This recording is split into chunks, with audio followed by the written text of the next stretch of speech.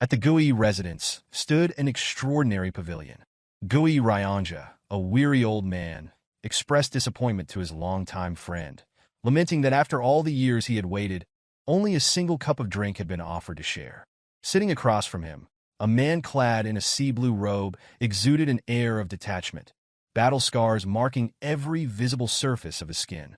He remained patient as Ryanja poured the drink, listening as the old man recalled their first meeting when both had been young.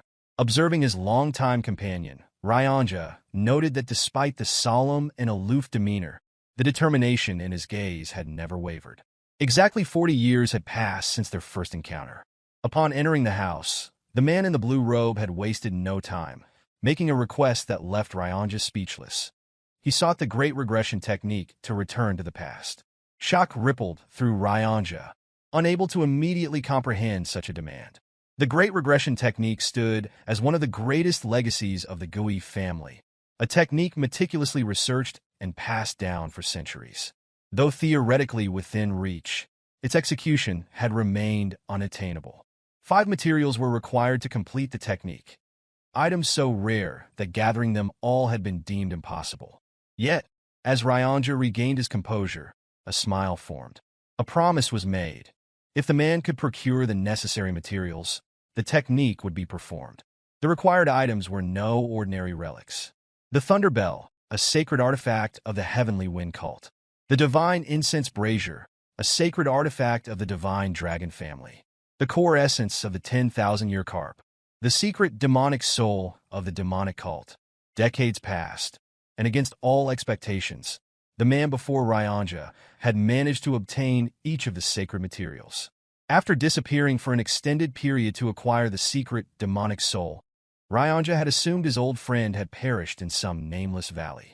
At last, the man in the blue robe took a sip from his drink, voicing his resentment toward the so-called great technique, cursing the absurdity of its requirements.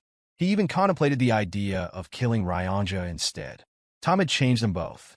The man sitting before Ryanja had once been someone young and full of vigor, yet now he bore the weight of years and hardship. The transformation had been inevitable in the relentless pursuit of the materials. Yet, Ryanja needed to ask himself what the true purpose behind this desperate need to return to the past had been. In an instant, the cup slammed against the table. A chilling aura of bloodlust emanated from the man, his killing intent undeniable. The reason, he declared, was revenge.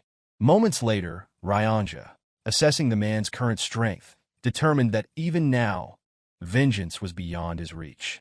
Curiosity compelled him to inquire further as he wondered who had been the target of such relentless hatred. A wave of horror swept over Ryanja upon hearing the name, Mugi. This name belonged to the strongest figure in history, the one who had slain the 3 pillars of the Murim world. The leader of the Murim Alliance, the unorthodox alliance leader, and even the heavenly demon himself, all had perished by his hand. To challenge him was an impossible feat. Even so, the man remained resolute. His need for vengeance was unshaken. Only then did he reveal the most shocking truth of all. The heavenly demon, slain by Mugi, had been his father. The revelation struck Ryanja with disbelief, marking this man as none other than the successor of the heavenly demon. Yet, the man denied seeking vengeance merely for his father's death. Nor did he resent the loss of his so-called wretched brother. The deaths of those who had pledged themselves to demons carried little weight. Ryanja hesitated, momentarily confused. The man continued, revealing the true reason. On that fateful day, Mugi had massacred not only warriors, but the innocent as well.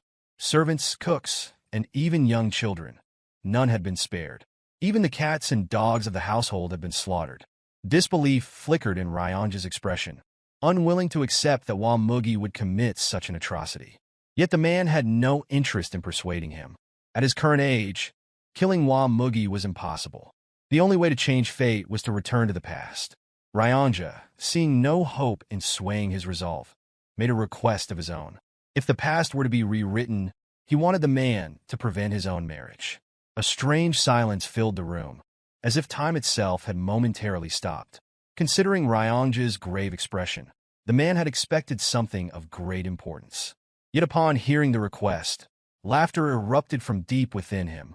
unrestrained and genuine. Ryanja, however, was not jesting. He pleaded earnestly, begging to be convinced to remain alone for the rest of his life. Feeling the sincerity in Ryanja's voice, the man agreed to fulfill this request. Shortly after, as he struggled to rise, he urged Ryanja to proceed with the technique. Concern flashed across Ryanja's face, questioning the man's condition. Brushing off the worry, the man dismissed any notion of weakness. Losing an arm and an eye had been a small price to pay for obtaining the secret demonic soul. Finally, Ryanja assembled the sacred relics. As the box containing the soul was opened, Ryanja raised his hands, as if in prayer, and began the incantation for the great technique. One by one, the sacred relics radiated their power with each verse he uttered. Upon the final word, light burst forth, illuminating the room. The spell was complete. A fraction of a second later, a wormhole tore through space, releasing an overwhelming surge of mana. Ryanja, after dedicating his entire life to this pursuit, stood in disbelief. The culmination of his research had finally manifested before his eyes. Turning excitedly to share this moment with his old friend, his breath hitched. The old man lay slumped against a pillar, exhaustion evident in every shallow breath. Though battered and weary, he had drifted into an oddly peaceful sleep. Ryanja's gaze shifted toward the portal, the chance to redo everything. Temptation took hold. An apology escaped his lips for what he was about to do. Looking at his sleeping companion, he swore to find him in the past and deliver a warning of the impending disaster. Stepping toward the wormhole, conviction filled his heart. To return to the past had been his lifelong wish, one as great as his family itself. Then his body froze. Realization struck. His acupoint had been sealed. Like a ghost, the old man appeared behind him, demanding to know how Ryanja could even consider such a betrayal. Moving to stand before him, the question was repeated, this time laced with unmistakable fury. With a sharp strike, Ryanja was thrown to the ground. Panic consumed him. He begged for forgiveness, the weight of his momentary lapse pressing upon him.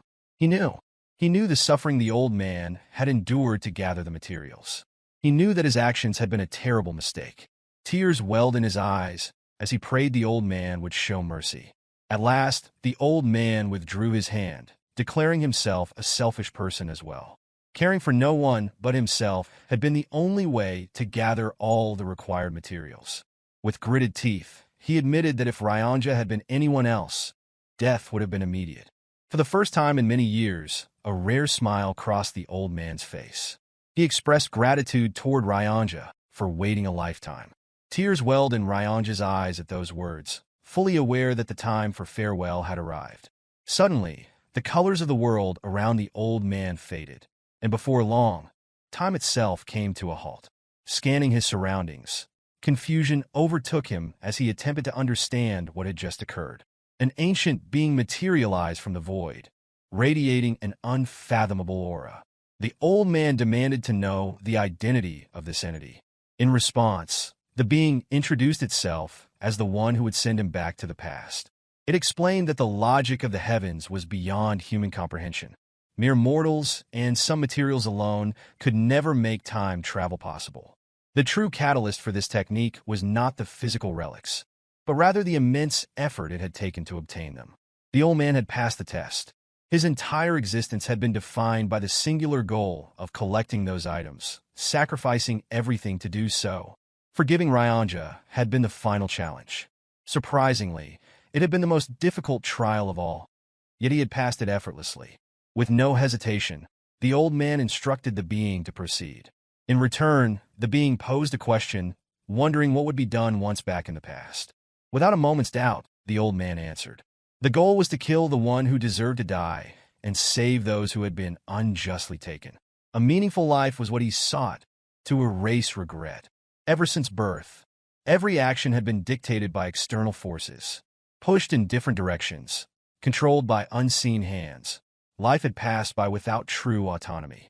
As the ancient being listened, an unexpected smile formed upon its face. Curiosity stirred within it, intrigued by the kind of life that awaited him. It looked forward to witnessing his new journey. With those final words, the being vanished into thin air. At that moment, time resumed. Ryanja continued speaking, still lost in his apologies. Repeating his earlier request, he once again implored the old man to stop him from ever getting married. Without acknowledging the plea, the one-handed old man stepped toward the portal, prepared to rewrite his fate. Fading into the light, he left Ryanja behind, who called out in desperation, demanding that the promise be remembered. Moments later, the old man found himself standing before a massive crowd. Cheers erupted around him. His identity in this life was clear. He was known as the second young master of the demonic cult, Mugeuk. Gazing upon the colossal statue representing the cult's symbol, awe swept through him. Wearing a solemn expression, a smile crept onto his lips. The confirmation was clear. This was truly the past. The audience within the arena continued chanting his name. Suddenly, his attention shifted toward the head of the cult. Seated with an air of nonchalance was Cheonma, the heavenly demon, Mugeuk's father. A deep sense of longing surfaced within him. Seeing his father at his peak, alive and well, stirred emotions he had long buried. A smile formed before an unexpected thought took hold. Perhaps it was time to surprise his father.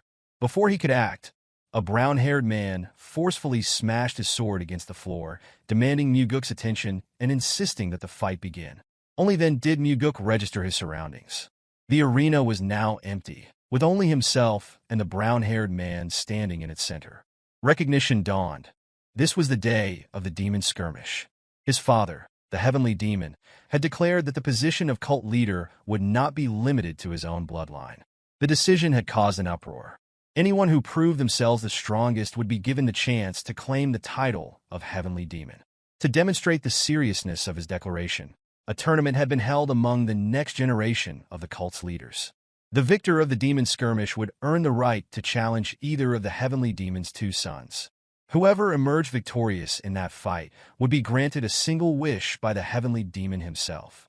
One of those challengers now stood before Mugeuk, this brown-haired man who insisted that surrender was the only option. Mugeuk recalled his past with greater clarity now. His opponent had chosen him, believing him to be the weaker target compared to his older brother. But there had been more to it. In his previous life, the brown-haired man had bribed the kitchen staff, slipping energy-dispersing poison into Mugeuk's food.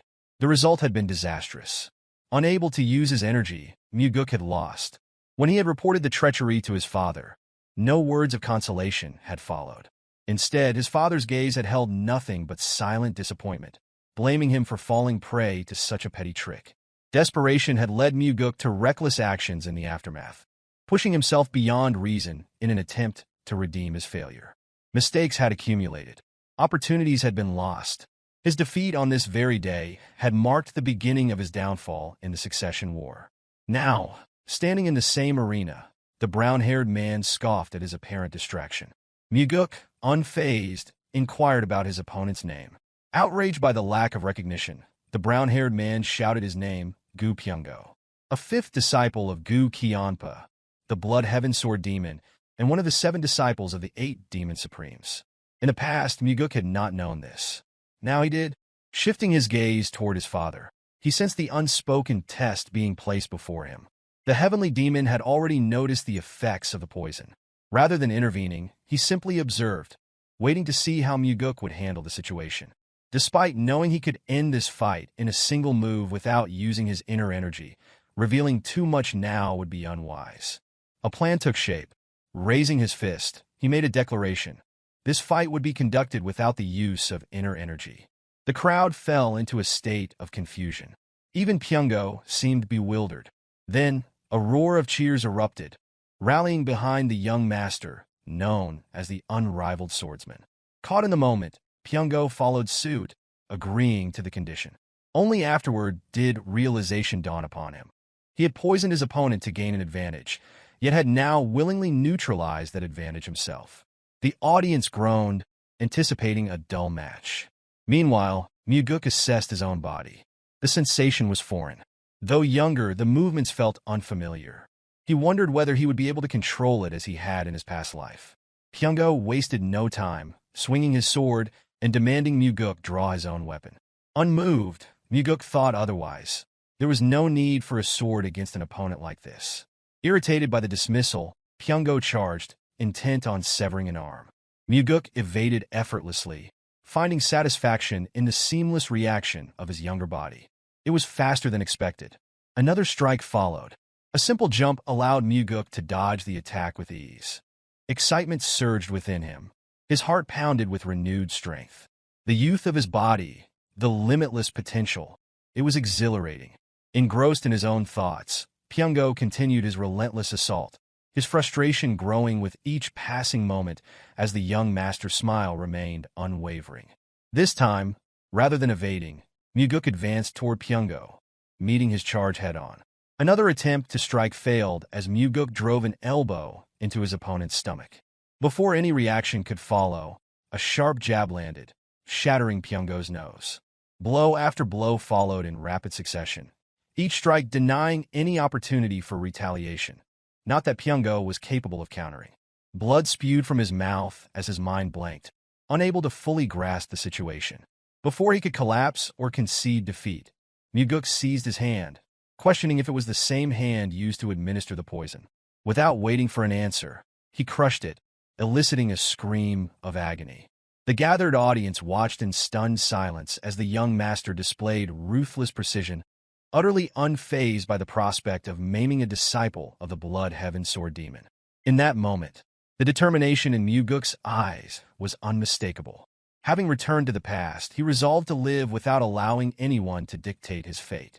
A single raised hand from the heavenly demon commanded immediate silence across the arena.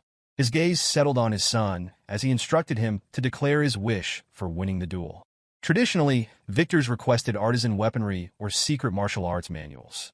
Such expectations lingered in the air, yet Mugeuk chose instead to follow his instincts. His request was simple.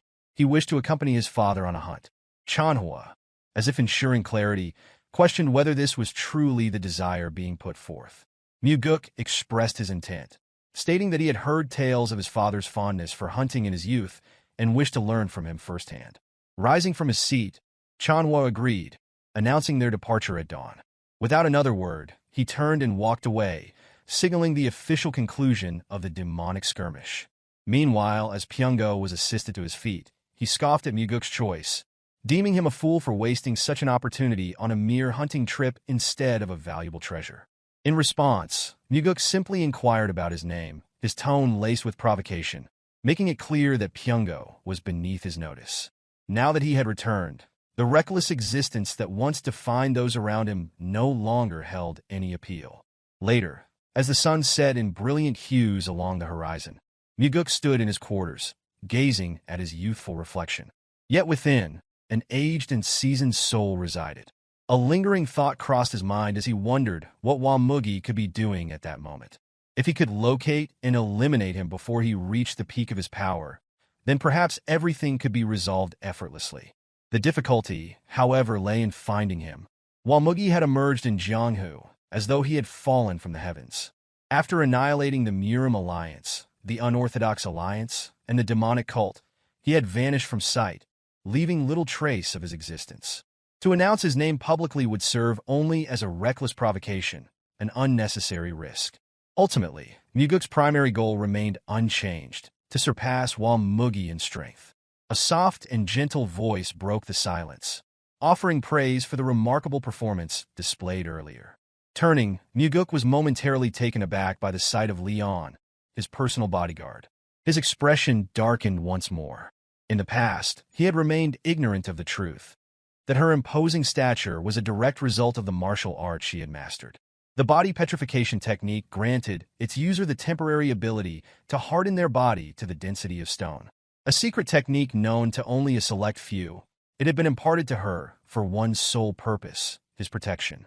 The greatest flaw of this art, however, was its effect on the user's physique, enlarging their body significantly. She had once shielded him, throwing herself in the path of Mugi's sword aura, sacrificing her life so that he could live. Yet at the time, he had regarded her as nothing more than a mere bodyguard. He had taken her presence for granted, much like one fails to acknowledge the necessity of air until it is no longer there.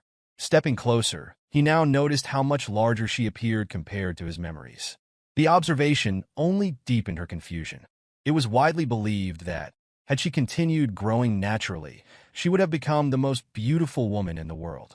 However, the commitment to safeguarding her young master had changed everything. One day, her delicate form had transformed, her beauty buried beneath a physique sculpted for battle. Unbeknownst to him at the time, she had wept over her transformation, struggling with the loss of what she once was. He had never even noticed the swelling in her eyes, the silent proof of her grief. As he walked, his thoughts lingered on her. She, who devoted her existence to protecting him, had clearly sensed the changes within him. When he beckoned her to follow, she hesitated, questioning his intentions. He merely stated that he intended to show her something strange. The destination soon became clear as they arrived at the kitchen, where the cooking staff stood lined up. Without hesitation, Mugeuk posed a simple question, wondering how it had been done. Confusion flickered across the head cook's face, uncertain of the inquiry's meaning. Mugeuk, however, addressed the boy at the back, demanding an explanation for the energy-dissipating poison that had been mixed into his meal. Denial followed, though it quickly crumbled when Mugeuk revealed the boy's secret. A crippling gambling addiction had driven him into insurmountable debt, squandering not only his parents' wealth, but also the borrowed money of his friends. Desperation had led him to commit an unforgivable act. Falling to his knees, he pleaded for mercy. Through the boy's confession, Mugeuk confirmed that Pyongo had personally provided the funds. The moment the truth emerged, Mugeuk ended the boy's life with a single, clean strike, shocking all who witnessed it. Shame accompanied his final moments, as Mugeuk condemned the act of poisoning another's food. The head cook, bowing low, immediately accepted full responsibility. Yet Mugeuk dismissed any need for punishment, reasoning that the crime was not his to bear. In the end, no further lives were taken, and Mugeuk simply placed an order for his dinner: shredded chicken noodles. A seemingly ordinary request, yet one that carried weight, for it had been far longer than it appeared since he last tasted it. Leon found the request odd, recalling that the young master had eaten the dish only a few days prior. Mugeuk, however, merely offered a knowing smile. For him, decades had passed since that last meal. By morning, Cheonma stood prepared for the hunt. A moment of confusion flickered across his face as he noticed the sheer number of items Mugeuk had brought along. A bag overflowing with supplies, his body adorned with layers of equipment, all seemingly unnecessary for a simple one-day hunt. With mild amusement, Cheonma remarked on the excess, yet Mugeuk suggested that an extended trip might prove enjoyable. Commending such ambition, Cheonma accepted the notion, and together they set forth. Deeper into the mountain range, their path wound through the valley, the wilderness stretching endlessly before them. It was then that Cheonma spoke, acknowledging that his son was far more capable than expected. Mugeuk, unsurprised, recognized that his father had already seen through the concealment of his true abilities. The moment for truth approached, and revealing it to his father seemed inevitable. Mugeuk acknowledged that he had deliberately concealed his true skill during the fight, yet his father had still noticed. In response, he likened himself not to a meerkat that hisses, but a beast that keeps its claws hidden. Cheonma, unfazed, posed a simple question, wondering why a beast would ever choose to hide its claws. The question caught Mugeuk off guard. He had never considered it from that perspective. His father's smirk followed, a quiet confirmation of his thoughts. That was precisely why he remained a meerkat. The soaring sword art, an advanced martial discipline passed down exclusively through the heavenly demon's bloodline, was known to rival the techniques of the demon supremes. When questioned about his proficiency, Mugeuk asserted that he had mastered it completely. In an instant, a lightning-fast energy bullet shot toward him. Instinct alone saved him. His face turned just in time, the deadly force narrowly missing him. Had he reacted even a fraction too late, his entire cheek would have been obliterated.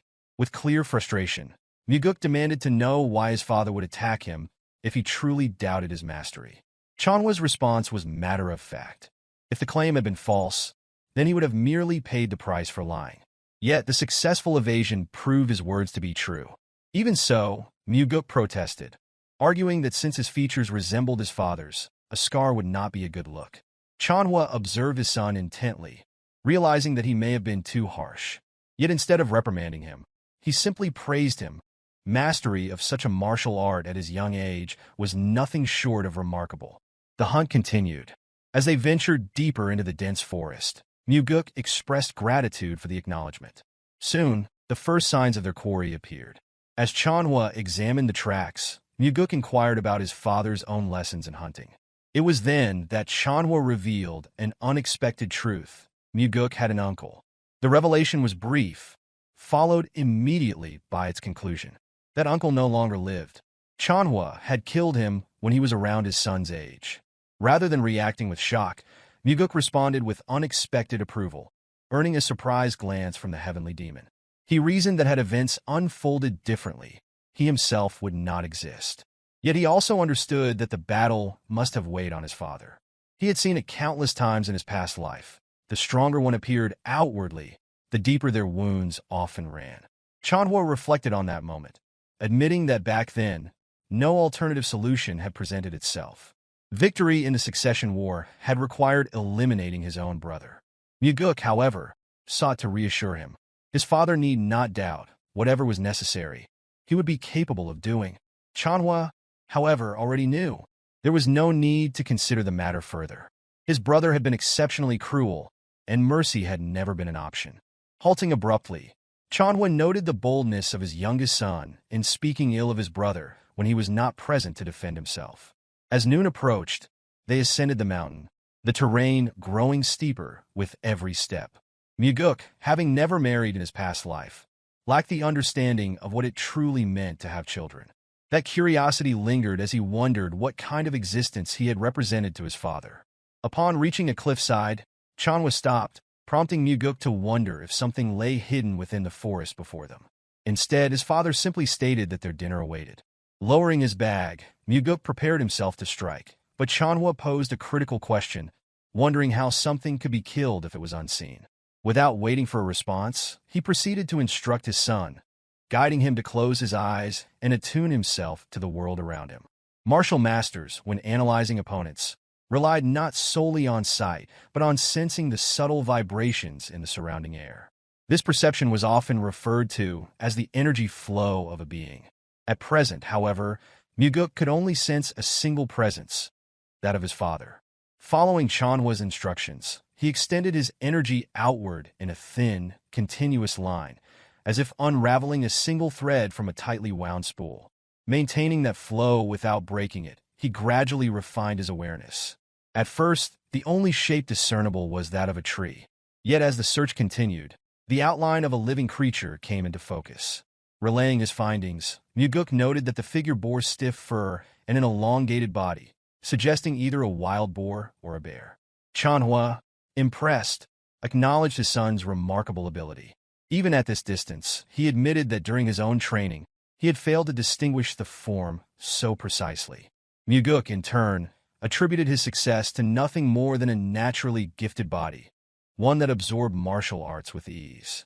As night fell, the scent of roasting meat filled the air. Seated near the fire, Cheonma observed how effortlessly his son handled the task, remarking that it was surprising for someone who had never done it before.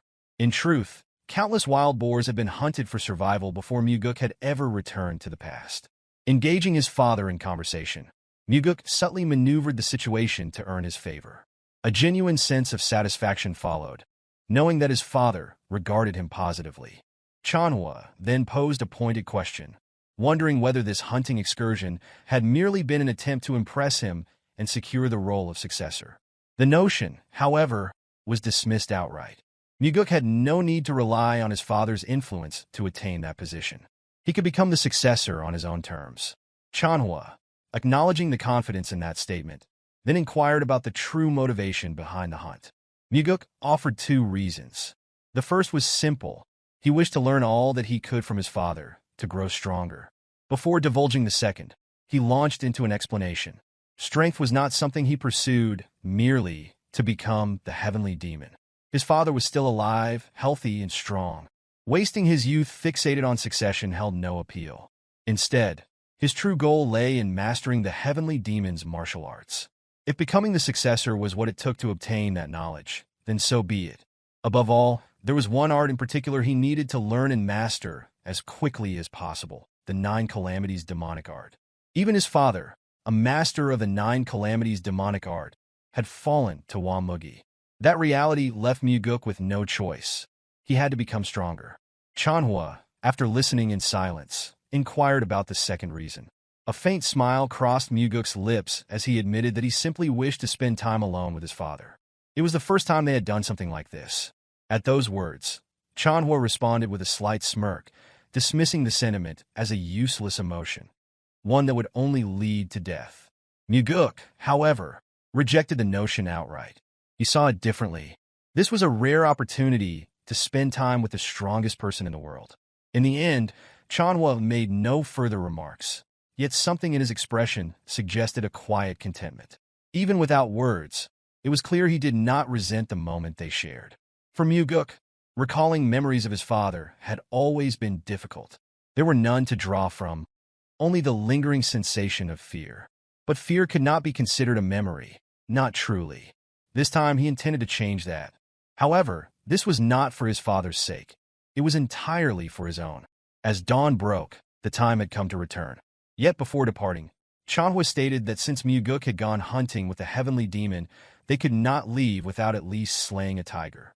The statement brought confusion, but Cheonma wasted no time in telling him to stop standing idly and follow. That alone was enough to spark excitement within Mugeuk. Before long, they halted, and Cheonma instructed him to close his eyes. The target lay to the right, exactly 100 yards away. Unlike the last hunt, this time he needed to feel the wind to infuse his energy into it. The concept was foreign. In all his time studying martial arts, he had never considered such an approach. No teacher had ever guided him in this, nor had he encountered any martial art that incorporated this method. Still, he followed the instructions. His energy discharged, but slowly, as he attempted to comprehend the unfamiliar technique. Cheonma cautioned him against excessive caution. Hesitation would yield nothing but a mere trick. If this technique was to be useful in a real battle, then the energy must reach its target with speed and precision. Mugeuk adjusted, refining his control, attempting to merge his energy line with the currents of the wind itself. The moment he grasped the method, his energy surged forward, carried swiftly through the jungle in search of the target. Then, it struck him, an unmistakable presence hidden within the bamboo forest. A tiger. Excitement surfaced as he announced the discovery. Cheonma, observing his son's reaction, simply regarded him with an unreadable expression. Noticing this, Mugeuk asked if something was wrong. In response, his father issued a warning to never become complacent in training. The more energy lines he could maintain simultaneously, the greater his chances of survival would be. As Mugeuk had predicted, their hunt extended for another day. With nightfall, Mugeuk presented his father with a jar containing his strongest trump card. To his surprise, Cheonma took a liking to it. Seizing the moment, Mugeuk feigned modesty, claiming it was a bit too strong for him. Cheonma dismissed the comment with a scolding remark. No demonic human would ever complain about liquor being too strong. With a small grin, Mugeuk conceded that such concerns were unnecessary. A truly vicious heart mattered far more than something as trivial as drinking. Cheonma, seizing the opportunity, posed a sudden question, wondering if his son, if he truly possessed a vicious heart, was capable of killing his own father. Without a moment's hesitation, Mugeuk answered truthfully, he was not. He wondered how a child could possibly bring himself to kill his own parent. Yet beneath those words, another truth existed. If the circumstances demanded it, if the reason was compelling enough, Mugeuk would do it, even if that parent was his father. For the first time, the conversation between them felt genuine. Cheonma, upon hearing the answer, reprimanded his son once more. If hesitation existed, then there was no right to claim a vicious heart. If nothing else, Mugeuk would at least have to learn how to drink properly. And so, the night passed. Beneath the glow of the bonfire, a father and his youngest son sat together, sharing their first true moment of unguarded companionship. Two warriors, a bottle of strong liquor between them, and an unspoken understanding in the air.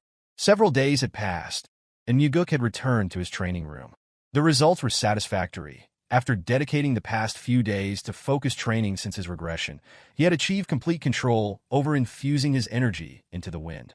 Now capable of maintaining 3 to 4 energy lines simultaneously, he had surpassed his initial expectations. Unexpectedly, his father had imparted the knowledge of discharging energy to assess his surroundings. This technique was as valuable as acquiring an additional life. By mastering it, any enemy attempting an ambush could be detected in advance. If his training continued and he developed the ability to release more than 10 energy lines at once, even the most refined stealth techniques would become ineffective against him. Despite all his father's strength and mastery of the 9 calamities demonic art, even he had ultimately fallen to Mugi. That defeat had not come through direct combat, but through infiltration. The Heavenly Demon Pavilion, one of the most secure locations in existence, had been breached. The pavilion was fortified by 3 layers of barrier formations, 6 separate trap formations, and an elite force of hand-picked warriors. Its defenses were further reinforced by the 8 Supremes, stationed in all 8 directions, each commanding their own powerful subordinates. In the north, the demonic swordsmen of the Northern Heaven Sword family stood under the leadership of the 1/Sword Supreme. In the south, the demonic bladesmen of the Southern Heavens Blade followed the Blood Heaven's Sword Demon. In the east, the Iron Fists of the Eastern Fist faction trained under the undefeated Fist Demon. In the west, the demonic sorcerers of the Western Illusion Formation were led by the Soul-Stealing Demon. The northeast housed the Faceless Swordsmen, who sought to inherit the title of the evil, Smiling Demon. The southeast belonged to the Drunken Swordsmen, perpetually intoxicated under the guidance of the demonic drunkard. In the southwest, the Poison Fangs, alongside the Poison King, dedicated themselves to the study of all manner of toxins. Finally, in the northwest, the Crazy Monks devoted themselves to the demonic Buddha's doctrine, embracing madness as enlightenment. At the time, Mugeuk had assumed that the enemy had forcefully broken in from the outside. Only later did he come to realize that the outer defenses had remained untouched. The breach had occurred from within. A conclusion became undeniable. One among the 8 Demon Supremes had allowed Mugi to infiltrate the Heavenly Demon Pavilion, bringing him directly before the Heavenly Demon himself. Perhaps more than one had been involved, for no traitor had ever been discovered. At present, the identities of the betrayers mattered little. For now, all 8 Demon Supremes were regarded as traitors in Mugeuk's eyes. In the past, following his father's death, none of them had sought retribution. Instead, they had chosen to disband the demonic cult entirely. This time, things would be different. This time, Mugeuk would use them all for his own purposes. Stepping outside, a familiar voice interrupted his thoughts. Leon's name was being called, mockingly, with an insult attached. A bald man stood before her, flanked by his henchmen, growing impatient over Mugeuk's absence. Having spent several days within the training room, his continued absence had evidently agitated them. The man, exasperated, ordered Leon to fetch the young master. Before she could respond, Mugeuk emerged, inquiring about the commotion. His gaze landed on Leon, and his displeasure was evident. He chastised her, reminding her once again to focus on her own matters instead of waiting idly for him. The bald man wasted no time, interjecting with a barrage of questions. A disciple of the Blood Heaven's Sword Demon, Yongpo. His arrogance was unmistakable. The only reason he dared to behave this way was simple. Cheonma's decree had changed everything. When the Heavenly Demon had declared that anyone in the cult could become his successor, being the son of the Heavenly Demon had lost its former prestige. Instead, the announcement had ignited the ambitions of many within the cult, spurring them to seek victory over the demon's sons. Yongpa had come with grievances. Pyongo could no longer practice martial arts, and for that, Mugeuk was to blame. His frustration stemmed from Mugeuk's apparent lack of concern for the matter. He demanded an apology, expecting a direct acknowledgement of fault. Mugeuk, however, had no interest in entertaining the conversation. Their relationship was not close enough to warrant such discussions. The true reason behind Yongpo's presence was already known. Following Pyongo's downfall, the Blood Heaven's Sword Demon had yet to select another disciple to be his successor. As a result, his followers had grown desperate, eager to prove their worth. Yongpa sought an official apology, believing that earning such a concession would grant him favor with his master and salvage his reputation. A calm smile surfaced on Mugeuk's face. His next words carried no hostility, only amusement. His master would not necessarily choose him, regardless of his efforts. Yongpa bristled at the remark, his anger barely concealed as he declared that his presence was solely on Pyongo's behalf. That was enough for Mugeuk. His expression sharpened, and a chilling aura settled around him. Enough insolence had already been tolerated. His killing intent surged as he issued a command. Yongpo was to apologize immediately. Confusion flickered across the bald man's face as he wondered for what purpose. Mugeuk's response was simple. He had spoken to his subordinate without permission. Leon's eyes widened at the unexpected gesture. Never before had she been treated in such a way by her young master. Yongpo, however, struggled to comprehend the situation. Leon attempted to de-escalate the confrontation, but it was already too late. Mugeuk had made his decision. Stepping forward, he issued a direct order. Yongpo was to kneel and apologize for speaking rudely to Leon. The demand was met with outright rejection. Pointing toward Leon, Yongpo sneered once more, using the same insult as before. That was the final straw. Mugeuk's fury flared at the audacity. Yongpo, still oblivious to the danger, scoffed at the reaction. He would sooner die than kneel before her. A wicked grin spread across Mugeuk's face. Then so be it. If that was his wish, it would be granted. His sword left its sheath in an instant, the gleam of steel reflecting his unwavering conviction. Yongpo hesitated, taken aback by the unexpected escalation. A choice was presented: fight or kneel. Mugeuk ensured that the weight of the decision was clear. If Yongpo chose to retreat, his master would not be pleased. For the first time, true understanding dawned upon the bald disciple. Mugeuk was serious. To him, Leon was not just a subordinate. She was someone who mattered. The veins in Yongpo's forehead throbbed as rage consumed him. He found it absurd to have fought over someone he had seen as nothing more than a pig. And yet, Mugeuk remained unmoved. The demand had been made. That instant, Yongpo's blade was drawn, the fight inevitable. His henchmen tried in vain to stop him. Leon reached out, hoping to restrain her young master. But the battle had already begun. As Yongpo took his stance, his voice rang with arrogance. Since his opponent was the son of the heavenly demon, he would settle for taking an arm instead of his life. But in Mugeuk's eyes, that choice had never been his to make. Yongpo positioned himself for an immediate attack, his movements sharp and decisive, while Mugeuk observed him with an impassive gaze.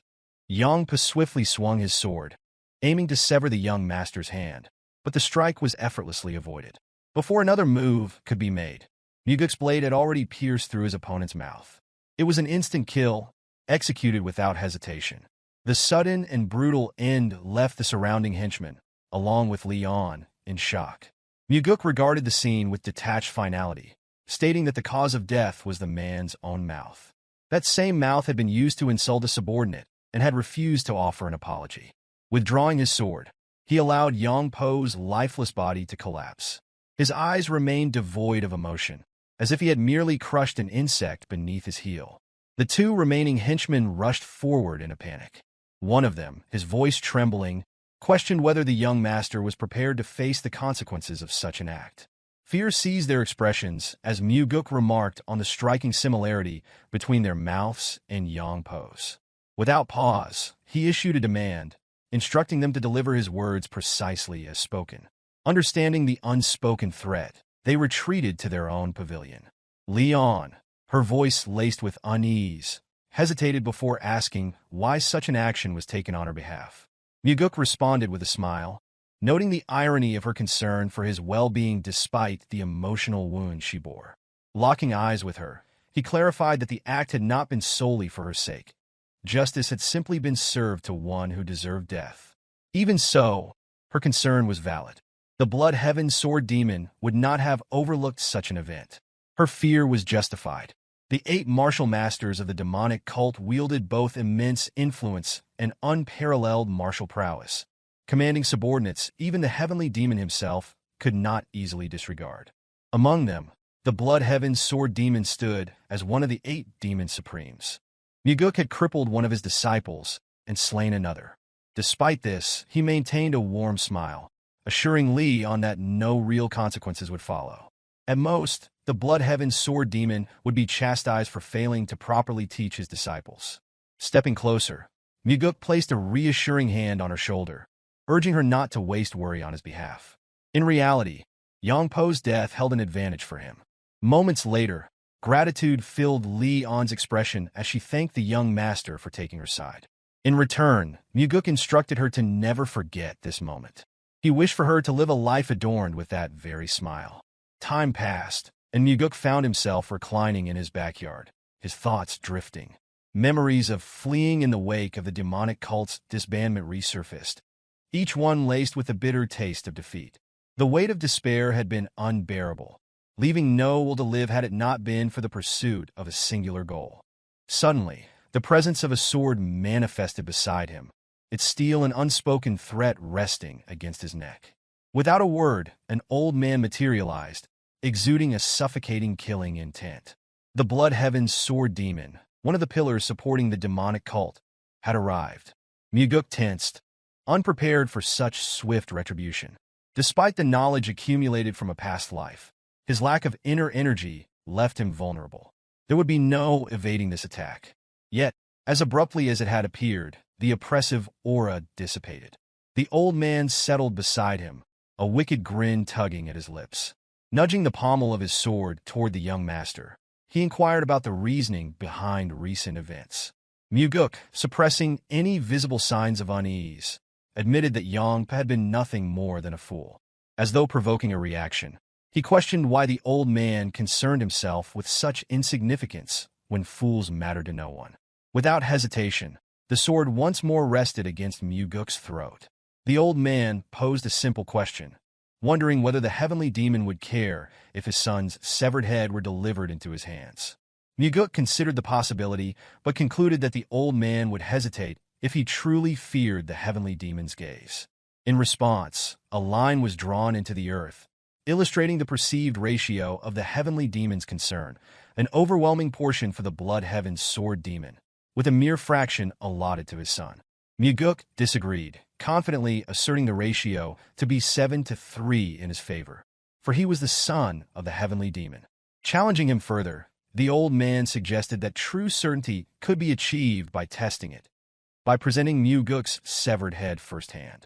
Mugeuk countered, suggesting that the old man vastly underestimated a father's love.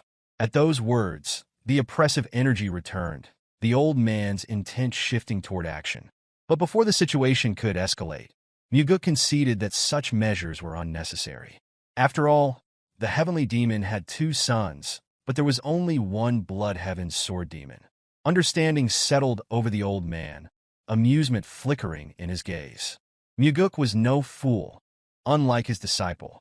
In turn, Mugeuk silently mused that had the disciple possessed even a fraction of his master's cunning, he might still be alive. With a final remark, the old man declared that his life had been plagued by misfortune and expressed a hope that their paths would seldom cross. Mugeuk nodded, committing those words to memory as the old man vanished into the sky with a single leap. The instant he was gone, Mugeuk allowed his facade to drop. Lifting the hem of his night robe, he examined the bruises left by the old man's seemingly effortless nudge. Despite his erratic demeanor, the Blood Heaven's sword demon never acted without purpose. Every move was calculated, every word deliberate. The repeated mentions of carrying Mugeuk's head to his father had been no idle threat. Such thoughts had truly crossed his mind. This visit had been more than a confrontation. It had been a test. The desire to go hunting alongside the heavenly demon had drawn curiosity from the old man, leading him to assess Mugeuk's worthiness as a successor. Days passed in an instant. Mugeuk immersed himself in rigorous training, refining his control over the concentrated energy coursing through him. On one particular day, movement atop the roof of his training hall drew his attention. Without hesitation, he ascended, sword in hand, only to freeze in surprise. Standing before him was his father. Cheonma, his presence commanding, had come after hearing of Yongpo's death at his son's hands. Mugeuk, unwavering, declared that the disciple had deserved his fate. However, Cheonma dismissed the justification. Whether Yongpo had been deserving or not was irrelevant. The consequences remained unchanged. The Blood Heaven sword demon had already sought out Cheonma. A demand had been made. Mugeuk was to receive punishment. Mugeuk considered the unspoken intentions behind the Blood Heaven's sword demon's actions. Beneath the surface, the old man appeared to be testing the depth of the relationship between father and son. At the same time, he seemed to be probing whether the cult leader regarded Mugeuk as a viable candidate for succession. Despite asserting that there was no justifiable reason for Cheonma to punish his own son, Mugeuk recognized that the decision had already been made. Cheonma, recalling a past conversation, brought up a question his son had once asked regarding whom he trusted most among the demon supremes. That night, while drinking together after a hunt, no answer had been given. Now, at last, Cheonma revealed the truth. He trusted no one, not even the demon supremes. Without hesitation, Cheonma referenced another statement made by his son in the past, one regarding the necessity of hierarchy and discipline within the cult. This time, he demanded genuine insight rather than empty platitudes about eliminating corruption. With unwavering conviction, Mugeuk stated that somewhere along the way, the cult had strayed from the true path of the demon. Cheonma, intrigued, pressed for clarification. Mugeuk elaborated, asserting that the true path of the demon lay in the belief that only their cult possessed the strength to defeat absolute evil. Even with the presence of orthodox factions, the true enemy remained the absolute evil, so vile and cowardly that no human could endure its existence. Even demons, notorious for their cruelty, would turn away in disgust. Though the orthodox faction upheld justice and chivalry, their methods were suited only for combating lesser evils. In Mugeuk's eyes, they lacked the capacity to stand against true malevolence. Cheonma listened in silence as Mugeuk continued. The orthodox faction, by nature, valued forgiveness. As long as they adhered to such principles, they would never be a match for an enemy that had forsaken all humanity. The demonic cult, however, existed outside such moral constraints. With resolute determination, Mugeuk asserted that only by surpassing even the greatest evils and wickedness could they achieve their purpose. True dominance would be attained only when the evil that even the orthodox faction could not subdue knelt before them. Without this realization, they would not endure. To survive, they must be willing to punish themselves first. Mugeuk understood that his father had never encountered such an ideology before. This was not a lesson learned within the cult, but a realization formed through years of wandering the Central Plains. After a moment of contemplation, Cheonma asked if there was anything else to add. Mugeuk simply stated that what had been said should suffice. At last, Cheonma began to comprehend the reason behind the Blood Heaven's sword demon's demand for punishment. The old man had seen something within Mugeuk and sought to use the heavenly demon to put it to the test. Mugeuk suspected that the cursed elder had identified within him the potential to become a successor. Alternatively, he might have seen in him the potential to bring ruin to the cult. Whichever it was, the Blood Heaven sword demon's perceptiveness was undeniable. In the end, Cheonma gave a simple command. Mugeuk was to follow. Before long, they arrived at the entrance to Minor Heaven Cave. This place was reserved for those with the potential to become the heavenly demon, disciples of the heavenly demon, or the children of the heavenly demon. Entry was easy, but failing to clear its trials meant being trapped within forever. Half of those who shared the heavenly demon's blood had perished inside. Even Mugeuk's overly ambitious older brother had never expressed the desire to challenge it. Yet, for anyone aspiring to claim the title of heavenly demon, surviving the cave was a necessity. Realization set in, and Mugeuk turned to his father, asking if he was truly expected to enter. Cheonma recalled his own trial, undertaken at a similar age.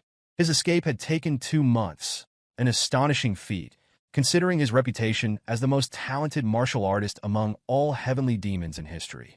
No one else had completed the trial in such a short time. The average duration was 3 years. Mugeuk was taken aback. If even Cheonma had required 2 months, then the difficulty of the challenge was far greater than anticipated. Yet, there was no room for argument. As punishment, entry was to be immediate without preparation. It was clear. Cheonma had chosen to cast his son into a place of certain peril simply because the Blood Heaven sword demon had demanded it. Studying his father's unreadable expression, Mugeuk wondered whether this decision stemmed from indifference or a desire to see his son grow stronger and return alive. With a smile, he accepted the decree, vowing to emerge even sooner than expected. Cheonma, mirroring the expression, displayed no trace of worry. Instead, there was only anticipation, an eagerness to see his son's attempt. In the end, Mugeuk stepped into the cave, curiosity filling his mind. The thought lingered as he wondered what kind of horrors lay within for so many to have perished there. Reaching the first chamber, his gaze settled on a pedestal bearing instructions for the initial trial. The task was simple in theory. cut down every opponent without the use of sword aura or enhanced sword aura. Failure meant waiting 10 days before another attempt could be made. Jars filled with grain balls had been left within the chamber, ensuring sustenance for those enduring the trial. There was no reason to delay. Without hesitation, Mugeuk stepped into the crimson-red circle. The moment he did, mannequins emerged from a gaping hole in the floor. A single glance was enough to discern the objective. Each opponent bore red markings, the designated points for a successful strike. Without pause, Mugeuk launched into action. His movements were fluid, striking with deadly precision as he transitioned seamlessly from one target to the next. Like an unrelenting tidal wave, he carved through the endless sea of mannequins within the allotted time. Despite his skill, the challenge proved more arduous than expected. As the trial progressed, fatigue weighed upon him, and a handful of targets remained standing. A single failure would mean repeating the trial. Reacting instantly, he surged forward, cutting down another foe. Only 4 remained. Mugeuk surged forward, his blade flashing as he swiftly cut down 3 more targets. Turning back, his gaze locked onto the final opponent, its red-marked neck presenting the designated strike zone. Without hesitation, he planted his foot firmly and launched himself forward. In the last possible moment, his sword met its mark, and the final mannequin collapsed. Regulating his breath, he steadied himself, acknowledging how dangerously close he had come to spending another 10 days trapped in the trial. A single lapse in focus had nearly cost him. Given his current abilities, he knew that passing this test before his regression would have been impossible. With the completion of the first trial, the path to the second was revealed. Moving forward, his eyes fell upon a stone slab filled with inscriptions, messages left behind by previous challengers. Some had recorded the number of attempts required to succeed, while others had boasted of their superiority. Among them were those who had admitted defeat, despairing over their inability to escape once they had entered. Leaning in to examine the markings, a smirk formed as his gaze landed on a familiar inscription. Cheonma had left his own words, a blunt statement ridiculing those who had failed even once. Though his father was not wrong, Mugeuk found it amusing that he had taken the time to berate their ancestors. Continuing through the hall, he entered a new chamber, where an array of weapons lay meticulously arranged. The variety suggested that the upcoming trial required their usage. Approaching the instruction pedestal, he took in the next challenge. The sword mounted on the wall had to be used to split a stone in half within 2 hours. Unlike the first trial, this one permitted the use of both ordinary and enhanced sword aura. Failure to complete the task within the allotted time meant waiting 20 days before another attempt. Stepping onto the red circle, another pedestal emerged, presenting a single, polished stone ball.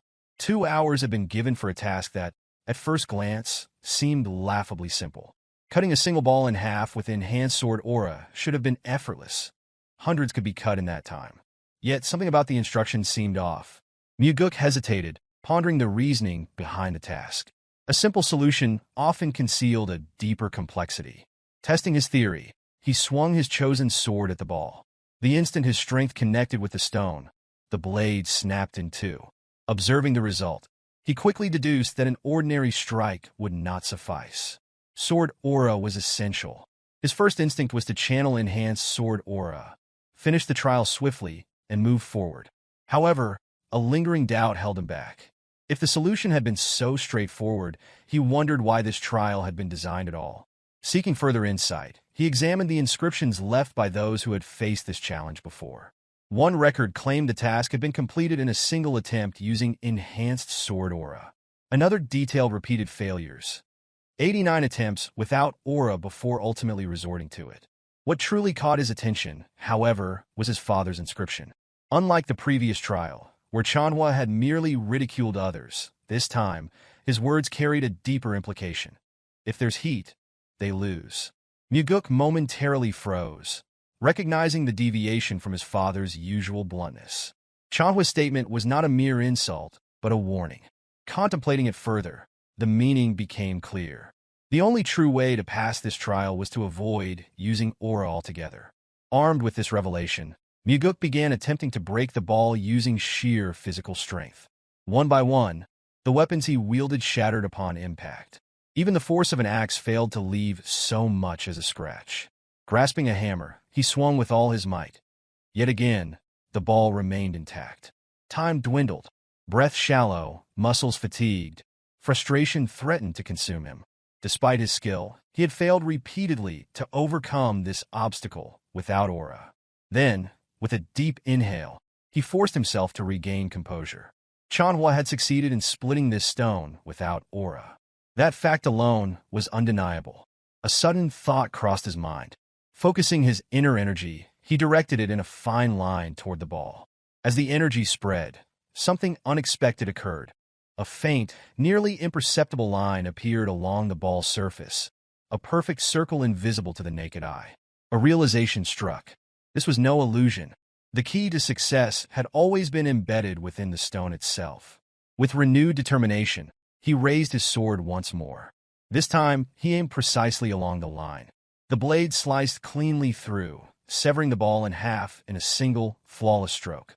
As the two halves fell apart, a bright smile spread across his face. But his victory was quickly met with surprise. Within the hollowed-out core of the split stone, an unexpected sight greeted him. A concealed cavity containing a demonic essence pill. A practitioner of demonic martial arts who consumes the pill would gain an immense surge of energy. It becomes evident that if the ball had been cut using any form of sword aura, the pill inside would have detonated due to the generated heat. With a deep sense of gratitude toward his father, the instructions engraved on the stone slab are heated, ensuring no heat is produced during the process.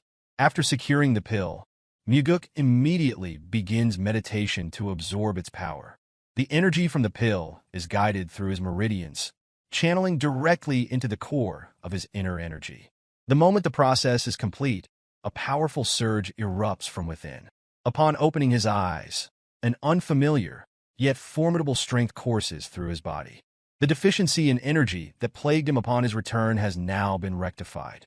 During the third trial, Mugeuk meticulously analyzes the instruction slab. The engraved guidance demands the ability to distinguish between life and death. Should failure occur, another opportunity would be granted 5 days later. Standing on the red circle, a stone pedestal emerges, presenting a grid filled with various herbs. Recognizing the nature of the trial, it becomes clear that identifying medicinal herbs from poisonous plants is the key to success. Memories of past efforts surface. Extensive searches undertaken to procure the ingredients requested by Ryanja. The ability to differentiate between a multitude of herbs and toxic flora, along with an understanding of their effects, renders this challenge exceedingly simple. The single, non-poisonous herb is selected without hesitation. Moments after the first choice is made, the pedestal descends and rises again, presenting another herb in its place. The trial is designed to prevent reliance on mere luck, ensuring a second round of selections. Those unfamiliar with herbs would be forced to consume them, discerning their nature through experience. Mugeuk swiftly evaluates each herb, making rapid selections as the pedestal continues its cycle. After a brief pause, the mechanism ceases, and the door to the next trial opens. Before proceeding, the stone slab is examined once more. Complaints from ancestors regarding the necessity of such trials are evident. His father's reprimands toward their predecessors stand as a firm warning. No one should depend on luck. This revelation confirms that recalling every consumed substance from the initial test is crucial.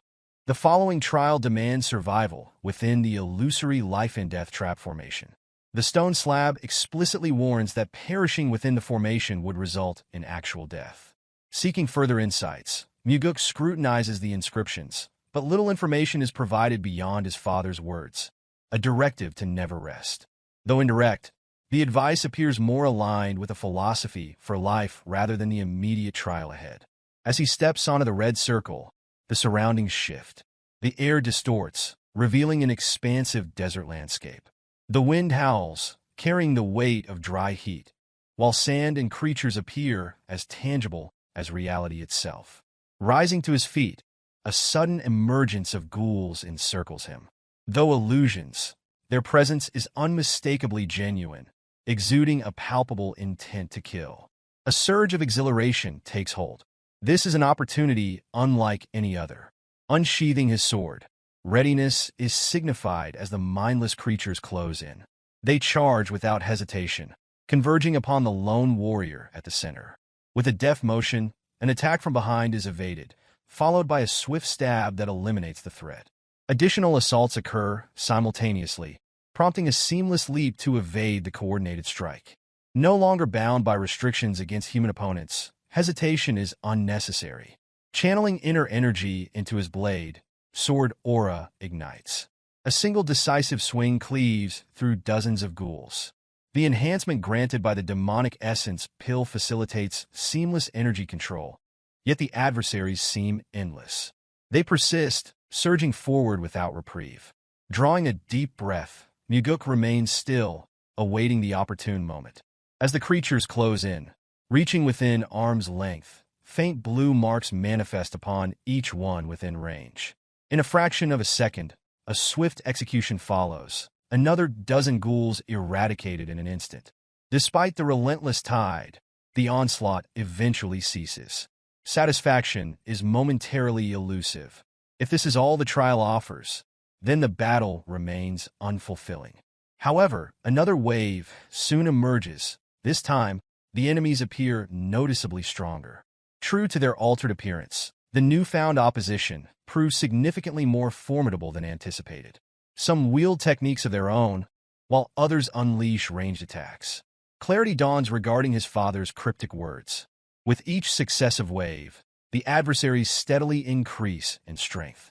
Adapting fluidly, every movement becomes precise, dodging attacks with the grace of flowing water while delivering relentless counters. For the first time since Regression, a genuine battle unfolds, demanding a continuous fight with survival at stake. The insights of a past life merge seamlessly with the present. Instincts sharpen. Attacks are deflected and retaliations executed in rapid succession. Sweat trickles down his face, yet an unyielding desire remains. Stronger foes, faster challenges. With a vertical slash, an armored ghoul is felled, concluding the current wave of adversaries.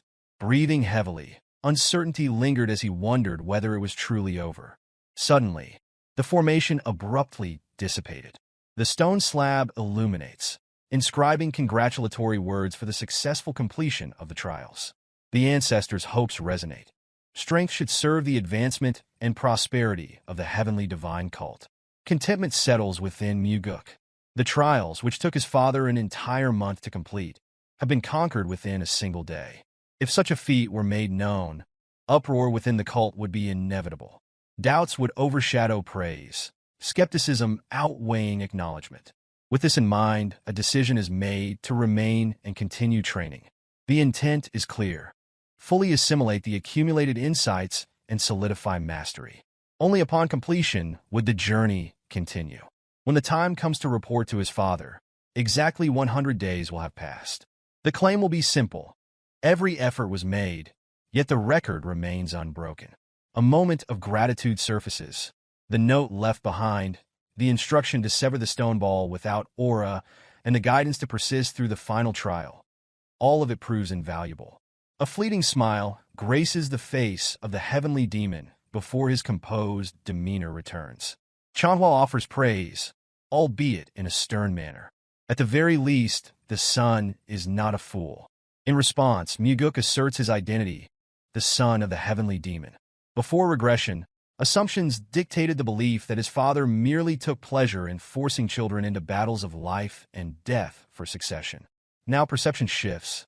The heavenly demon is not one who relishes the bloodshed of his offspring, but one willing to endure their deaths if it serves the greater good of the cult.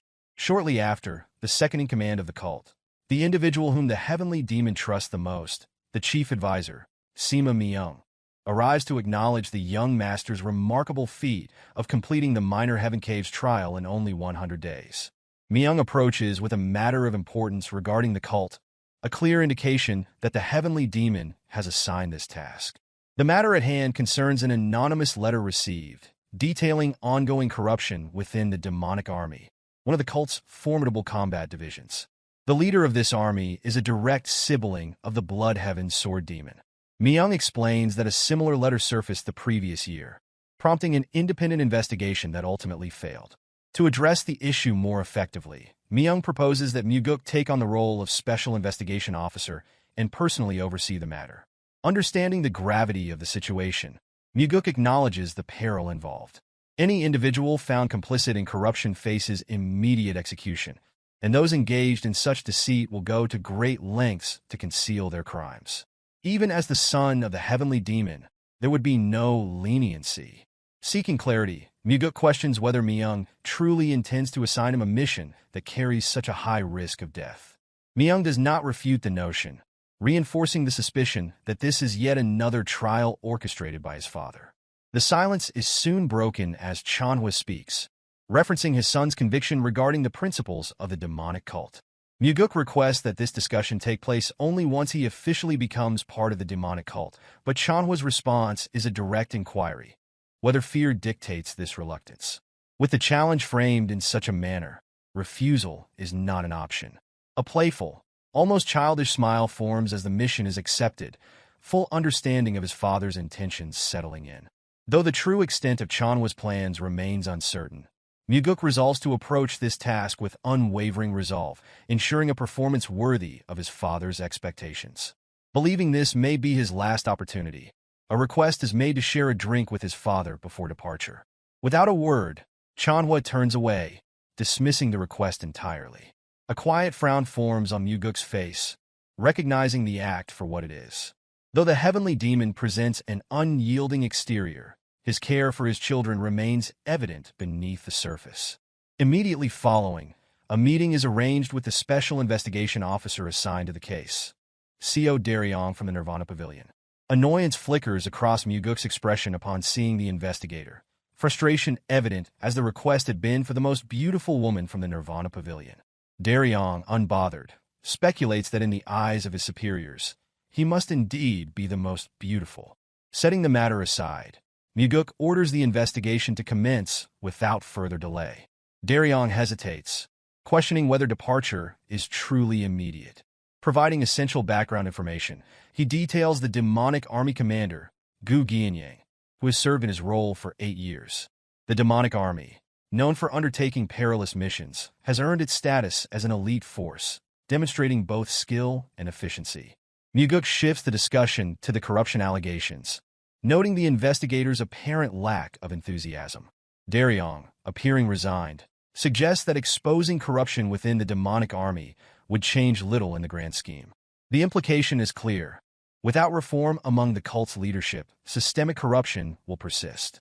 Probing further, Mugeuk questions whether hesitation stems from fear, given that the previous special investigation officer perished while conducting the same inquiry. Daryong dismisses the concern, revealing that the fallen officer had been his direct superior and mentor. Before long, arrival at the demonic dragon court is met with immediate resistance.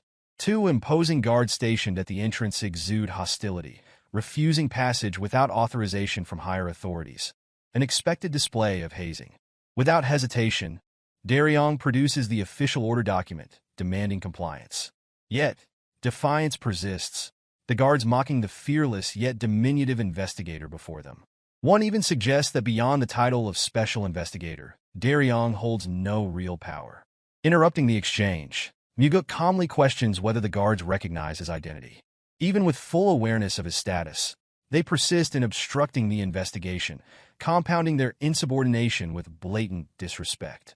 Without warning, Mugeuk delivers swift, calculated kicks, striking his targets with precise force. Writhing in pain, the guards are rendered incapable of further interference. Turning to Daryong, Mugeuk reprimands him for standing idle, instructing him to proceed. Inside, a greater obstacle presents itself. Not mere guards, but an entire squadron intent on obstructing progress. Raising his voice, Daryong brandishes the official document, accusing those present of actively impeding an investigation sanctioned by the cult's leadership. From the rear of the formation, an accusation is hurled, alleging that the investigators seek only to cause disruption. In response, Daryong demands the identity of the speaker. The figure identifies himself as Go Dang, First Corps Captain of the demonic army. A reputation for ruthless acts precedes him, making him notorious even among his peers. Undeterred, Daryong asserts authority, warning that interference will result in formal charges for disrupting an investigation conducted by the Nirvana Pavilion. Wearing a smug expression, Go Dang scoffs, dismissing the threat entirely. Stepping forward, Mugeuk addresses the brute, remarking that their meeting is long overdue. Closing the distance, a handshake is extended, an act that swiftly transitions into a crushing grip.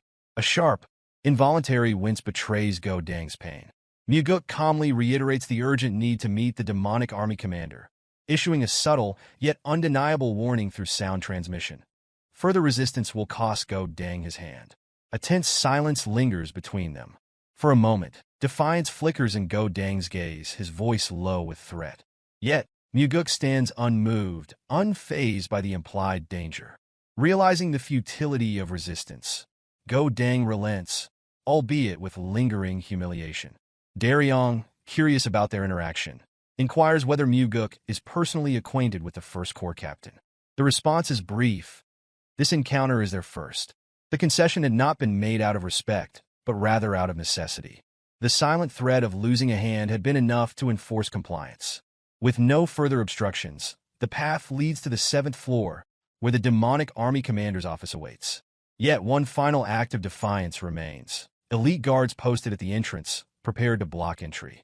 Exasperated by the endless resistance, Mugeuk steps forward, issuing a final warning. Holding the document aloft, he reminds them that obstructing an officer is one matter, but standing in the way of the cult leader's authority is another entirely. The document represents the will of the heavenly demon himself. Any further defiance would be direct defiance of the cult's leader. At last, the voice of the commander echoes from within, granting permission for entry. Seated leisurely, the demonic army commander, Gianyang, extends a welcome to the 2 special investigation officers. Mugeuk regards him with indifferent eyes while Gianyang offers an apology for his subordinate's rude behavior, attributing it to ignorance. Despite appearing ordinary and composed, Gianyang exudes an immeasurable strength, one that Mugeuk can clearly perceive. This overwhelming energy causes Daryong to tremble, struggling to maintain composure. Observing their confrontational stance, Mugeuk remarks on their apparent eagerness to provoke conflict, suggesting that they must have an excess of free time.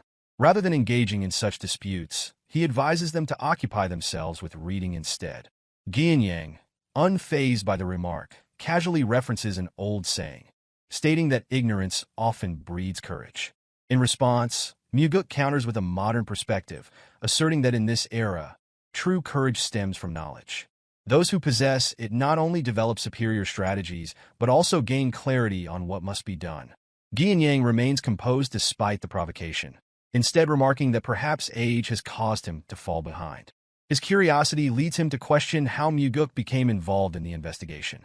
Without much concern, Mugeuk responds, suggesting that it may be a form of punishment from his father, a consequence of a minor misstep during a previous hunt. A knowing smile spreads across Gianyang's face, as if finally piecing together the situation. Mugeuk recognizes that they must have deliberated extensively over the reasons behind his appointment as an investigator. Gianyang then inquires further, asking whether another anonymous letter had been sent, similar to the previous incident. While Daryong hesitates, insisting that such information cannot be disclosed, Mugeuk openly confirms it, surprising his companion with this revelation. Gianyang expresses frustration, explaining that as the leader of the demonic army, which consists of unruly and unrefined individuals, he frequently becomes the target of various slanders. Mugeuk assures him that the investigation will be concluded swiftly, though it may cause some inconvenience. In return, Gianyang dismisses the concern, stating that their relationship is close enough that such matters do not trouble him. Acknowledging this, Mugeuk reveals a widely known fact, that the Blood Heaven's sword demon supports Mugeuk's brother as the rightful successor. In response, Gianyang asserts that his brother and he are separate individuals, declaring his support for the second son instead. Mugeuk acknowledges these words with a bright smile, expressing his anticipation for Gianyang's cooperation in the coming days. As the conversation concludes and Mugeuk prepares to depart, Gianyang reminds him to be cautious. Mugeuk, without hesitation, asks if this warning pertains to the previous incident in which the former investigator met a grim fate. A vicious smile forms on Gianyang's face as he suggests that the cult leader would not have sent his son merely to perish. Mugeuk offers his gratitude for the concern before departing with Daryong. Turning away from the commander, a quiet smile forms on Mugeuk's lips as realization dawns. His father's true intention in sending him here was to ensure that either he or Ginyang would not leave this place alive. Elsewhere, Myung contemplates the situation, questioning why Cheonma would send his son into such a grave matter. In Myung's view, this is a burden that should fall upon his own shoulders. However, shock overtakes him when Cheonma reveals the reasoning. His son believes that the demonic path has been lost. For this reason, Cheonma reasons, if his son dares to speak so boldly, he must now prove his words through action. The following morning, a rotting crow carcass emits a foul stench throughout the hall, unsettling members of the army. Many immediately assume that the investigator is responsible for the disturbance. With a single glance, Mugeuk identifies the individual who had initially barred their entry, now the loudest in protest. Moments later, a massive figure emerges from the side of the hall, demanding to know the cause of the commotion. The booming voice belongs to Jang Ho, the 3rd Corps commander of the demonic army. Recognizing him instantly, Daryong recalls his reputation, an individual known not only for his overwhelming martial prowess, but also for his notoriously volatile temper. A faint smile appears on Mugeuk's face as he inquires whether the commander has any grievances. Jang Ho, seething with rage, accuses the investigators of being responsible for the carcass and demands an explanation. In response, Mugeuk discloses that someone within the demonic army had placed it in his bed, leading him to assume it was a cultural practice. Jang Ho suggests a more direct approach, stating that the culprit should simply be punished instead. Mugeuk, however, turns his attention toward the towering commander before him, deciding that the investigation should begin with him. This declaration immediately puts Jang Ho on edge.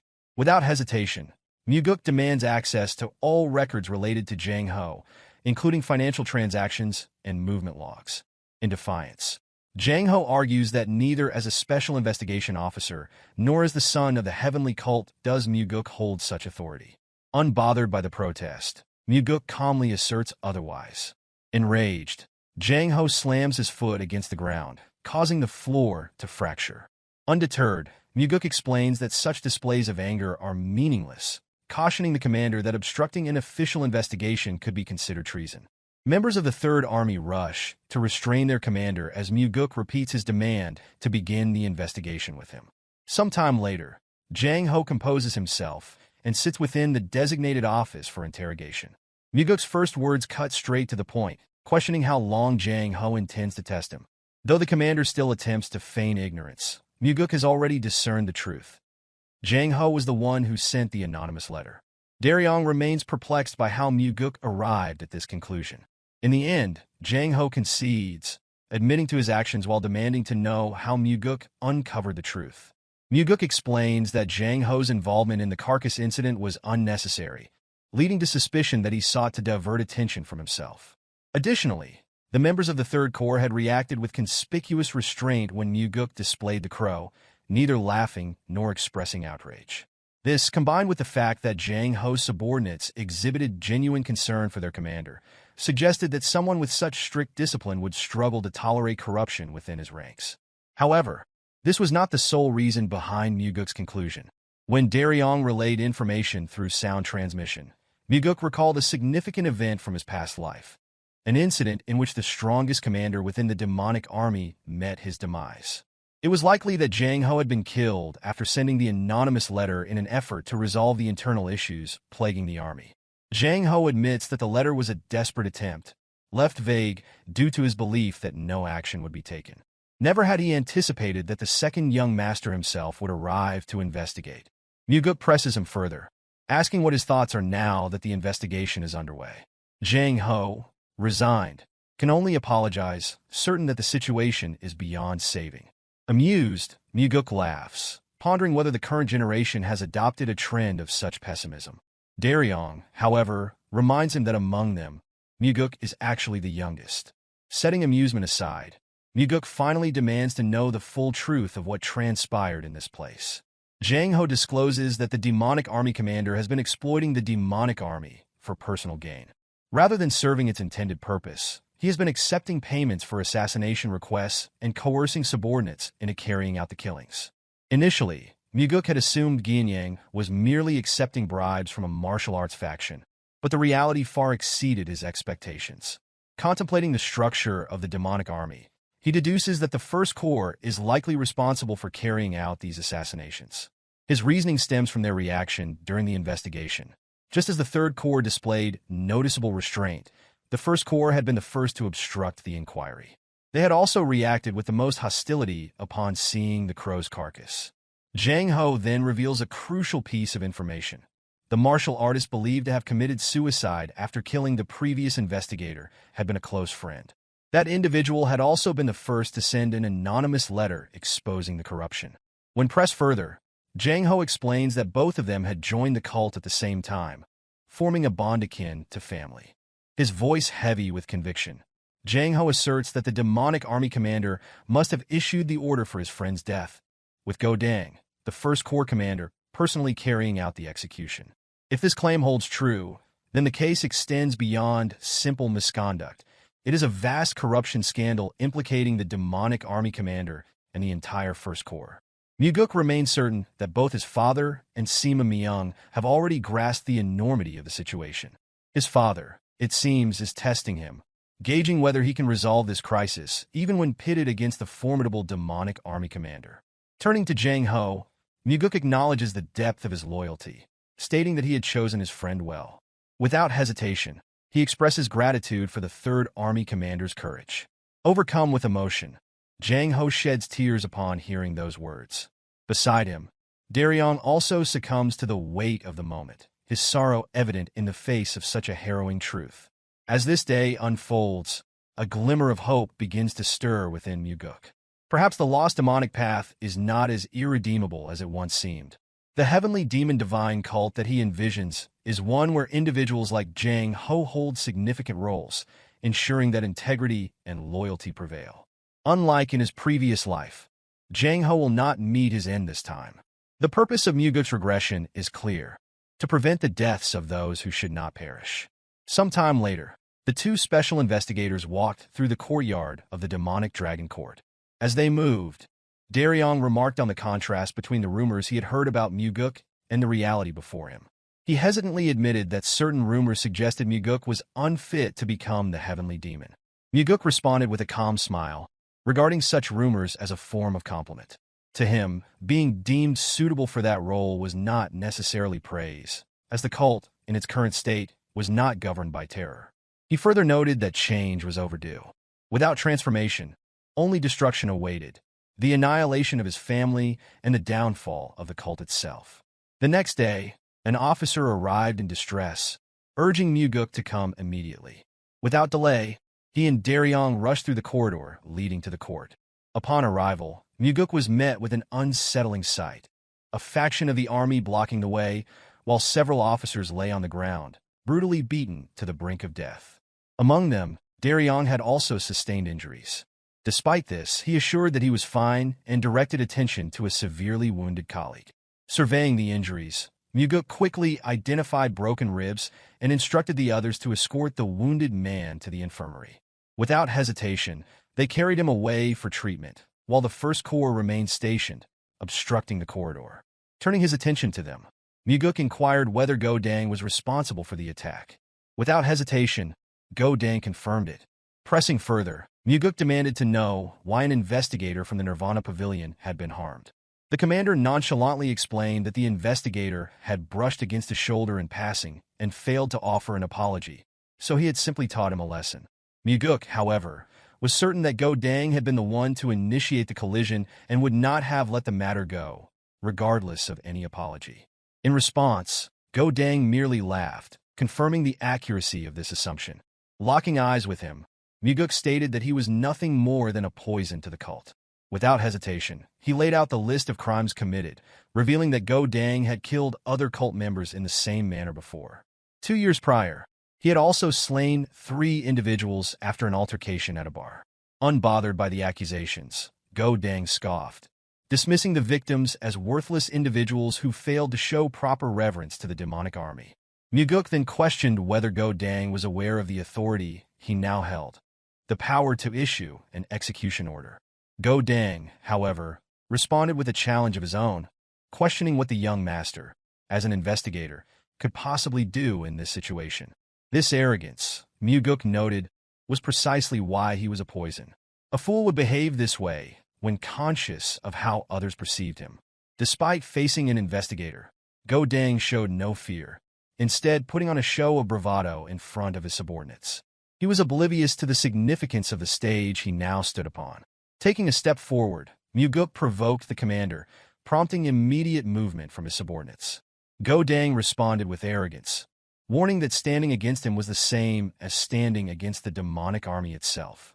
Without hesitation, Mugeuk retorted, remarking that at the very least, he did not cower behind his subordinates.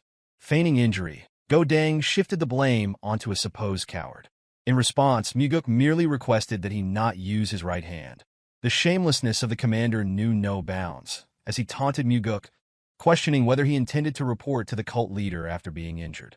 With unwavering certainty, Mugeuk assured him that even if he perished here, no responsibility would be placed upon Go Dang. Daryong, watching from the sidelines, could only wonder at his intentions, while a vicious grin spread across Go Dang's face. Without warning, Go Dang unsheathed his sword, ready to engage in battle. Meanwhile, Daryong transmitted a warning through sound transmission, explaining that Go Dang was ambidextrous and could wield a sword with equal proficiency in both hands. This, he suspected, was the source of the commander's confidence. Mugeuk, however, remained composed. Holding his sword in his left hand, he placed his right hand behind his back, unfazed by the rising tension. The battle commenced as Go Dang swung his blade downward in a powerful strike.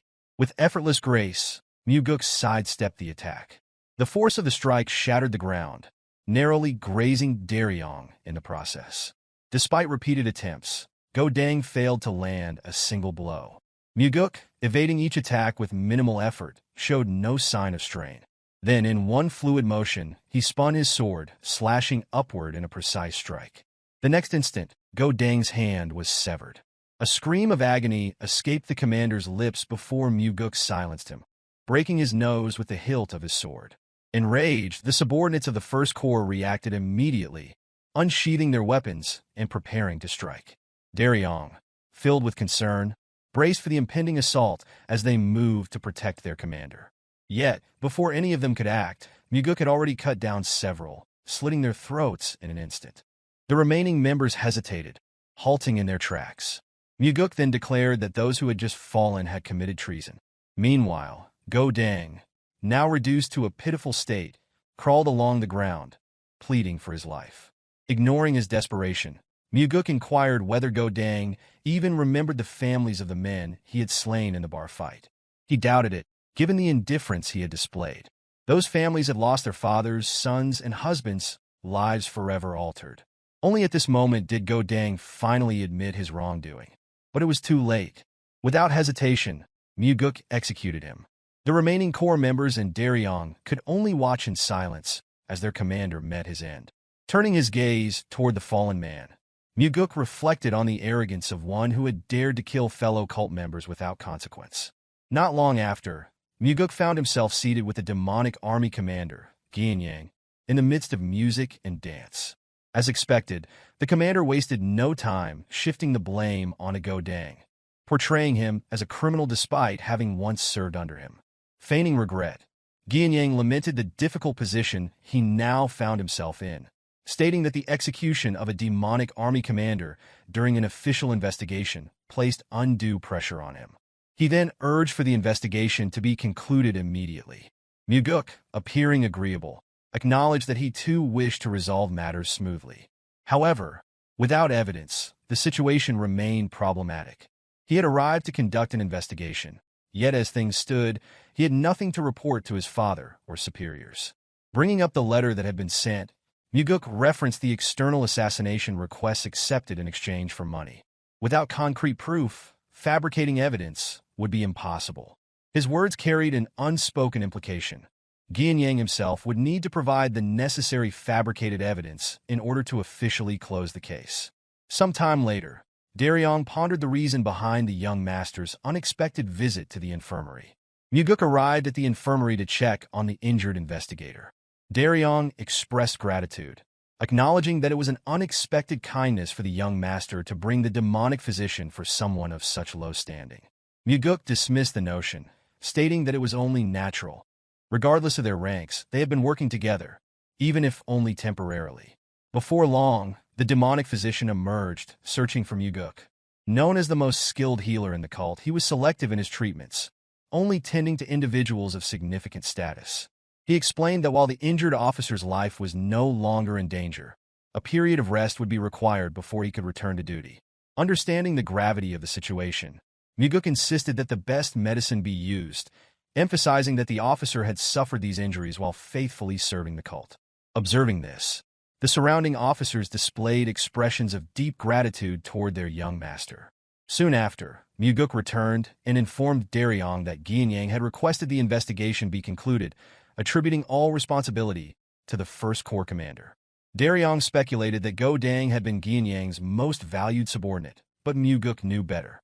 Go Dang had not been the most important, merely the most useful. Someone else would inevitably take his place. Recognizing the situation as bait, Mugeuk understood that all that remained was to wait for the enemy to take the next step. With that in mind, he invited Daryong to share a drink. For the first time, Daryong revealed a genuine smile as he offered the drinks. The following day, the Dragon Court submitted numerous records, including logs of assassination requests and financial documents worth thousands of niangs, all allegedly discovered in the First Corps commander's residence. Mugeuk, seeing through the deception, smiled. Gianyang had taken the bait. Without even reading the contents, he instructed Daryong to find the most intelligent individual within the First Corps, assuming that this person was responsible for forging the records. Meanwhile, Mugeuk planned to meet Gianyang once again to stall for time. Shortly after, Mugeuk presented the evidence allegedly found in Go Dang's residence. Gianyang appeared pleased and, now that the matter seemed resolved, proposed another round of drinks at their previous gathering place. However, Mugeuk pointed out an issue. The evidence had been provided by the demonic army itself, whereas proper investigative protocol required it to be discovered independently. Brushing off the concern, Gianyang dismissed the importance of the detail. Mugeuk, however, remained firm. The chief advisor was no fool. If he discovered that the evidence had been handed over rather than uncovered through proper channels, he would question the legitimacy of the investigation and its results. With this in mind, Mugeuk proposed a temporary large-scale investigation, a mere formality to create the illusion of proper procedure. He assured Gianyang that he had no real desire to investigate further and only required some standard official documents. Eventually, Gianyang agreed, promising to instruct his subordinates to cooperate. What Mugeuk truly sought was not classified information, but the earliest documents used to hire the demonic army, as well as wills left behind by those sent on high-risk missions. By analyzing the handwriting, he could identify who had forged the records in the request logs. Before long, Mugeuk confronted Yonggu, the individual he suspected of fabricating the assassination request logs. Yonggu immediately denied the accusation, but Mugeuk had already determined that this man likely knew very little. Instead of pressing him, he merely encouraged Yonggu to be honest. Still, Yonggu feigned ignorance, insisting that he had never received direct orders from the commander. Mugeuk, understanding his fear, realized that the man was more concerned about Gianyang eliminating him. Seeing no reason to continue the interrogation, Mugeuk dismissed him. Since Yonggu refused to answer, nothing could be done. Mugeuk admitted that he disliked the idea of torturing a subordinate who had merely followed orders. However, he also knew that while the investigator would eventually leave this place, the demonic army commander would not allow Yonggu to survive for long. By now, Gianyang had likely heard of the investigator questioning Yonggu. Even if nothing had been revealed, suspicion alone would be enough to seal Yonggu's fate. Horror dawned on the man's face as he realized the extent of his predicament. More than anyone else, he understood what happened to those whom Gianyang no longer trusted. Reflecting on the earlier findings, Mugeuk reviewed Jang Ho's claim. Go Dang had likely been responsible for executing both the Nirvana Pavilion investigator and Jang Ho's close peer. Countless other heinous acts had also been committed under Gianyang's command. As Daryong reported on these past atrocities, he noted that the demonic army commander would never allow himself to be captured. Mugeuk calmly confirmed this, stating that there were no plans to arrest him. Daryong, taken aback, struggled to comprehend the young master's intentions. Mugeuk had already made his decision. Gianyang would be executed. Daryong, stunned, instinctively recoiled in surprise. Mugeuk understood the larger implications. If Gianyang were arrested, the Blood Heaven's sword demon would inevitably intervene. There was no chance he would allow his own brother to be executed. If that happened, the situation would spiral out of control. Furthermore, with Gianyang alive, forged evidence would soon surface, shifting all responsibility onto a scapegoat. Rumors, schemes, and counterclaims would cloud the truth. Jang Ho, the one who had sent the anonymous letter, would likely be eliminated, along with any warriors from the Third Corps who sought to protect him. Even Daryong would be targeted. The only way to prevent this was to ensure that Gianyang died during the process of his so-called arrest. If the commander perished, then only his crimes would remain to be proven. Not everyone sought revenge over a fallen ally, and the Blood Heaven Sword Demon was not the type to waste his life on personal vendettas. Without hesitation, Mugeuk departed. His goal now was the execution of the demonic army commander. Before long, Mugeuk sat across from Gianyang, feigning ease as he expressed relief at the conclusion of the investigation. Casually, he mentioned his succession and inquired about Gianyang's support. In response, Gianyang assured him that he would not forget the goodwill Mugeuk had shown. Mugeuk smiled, agreeing that this incident should be forgotten. However, he also knew that a man as greedy as Gianyang would never forget a loss of this magnitude. Raising his jar, Mugeuk proposed a toast to mark the end of the investigation. As he poured the drink, he pondered why Gianyang had done it. Given his vast wealth, he should have had enough resources to live comfortably for the rest of his life. He wondered, then, why he had gone to such extremes, even manipulating the demonic army for profit. Dismissing the accusation, Gianyang deflected, suggesting that such questions be directed at the First Corps commander instead. Mugeuk responded with a taunting remark, questioning how a mere puppet could possibly understand anything. His provocation continued, suggesting that within the pitch darkness inside Gianyang, there was nothing but insatiable greed, a hunger that would never cease.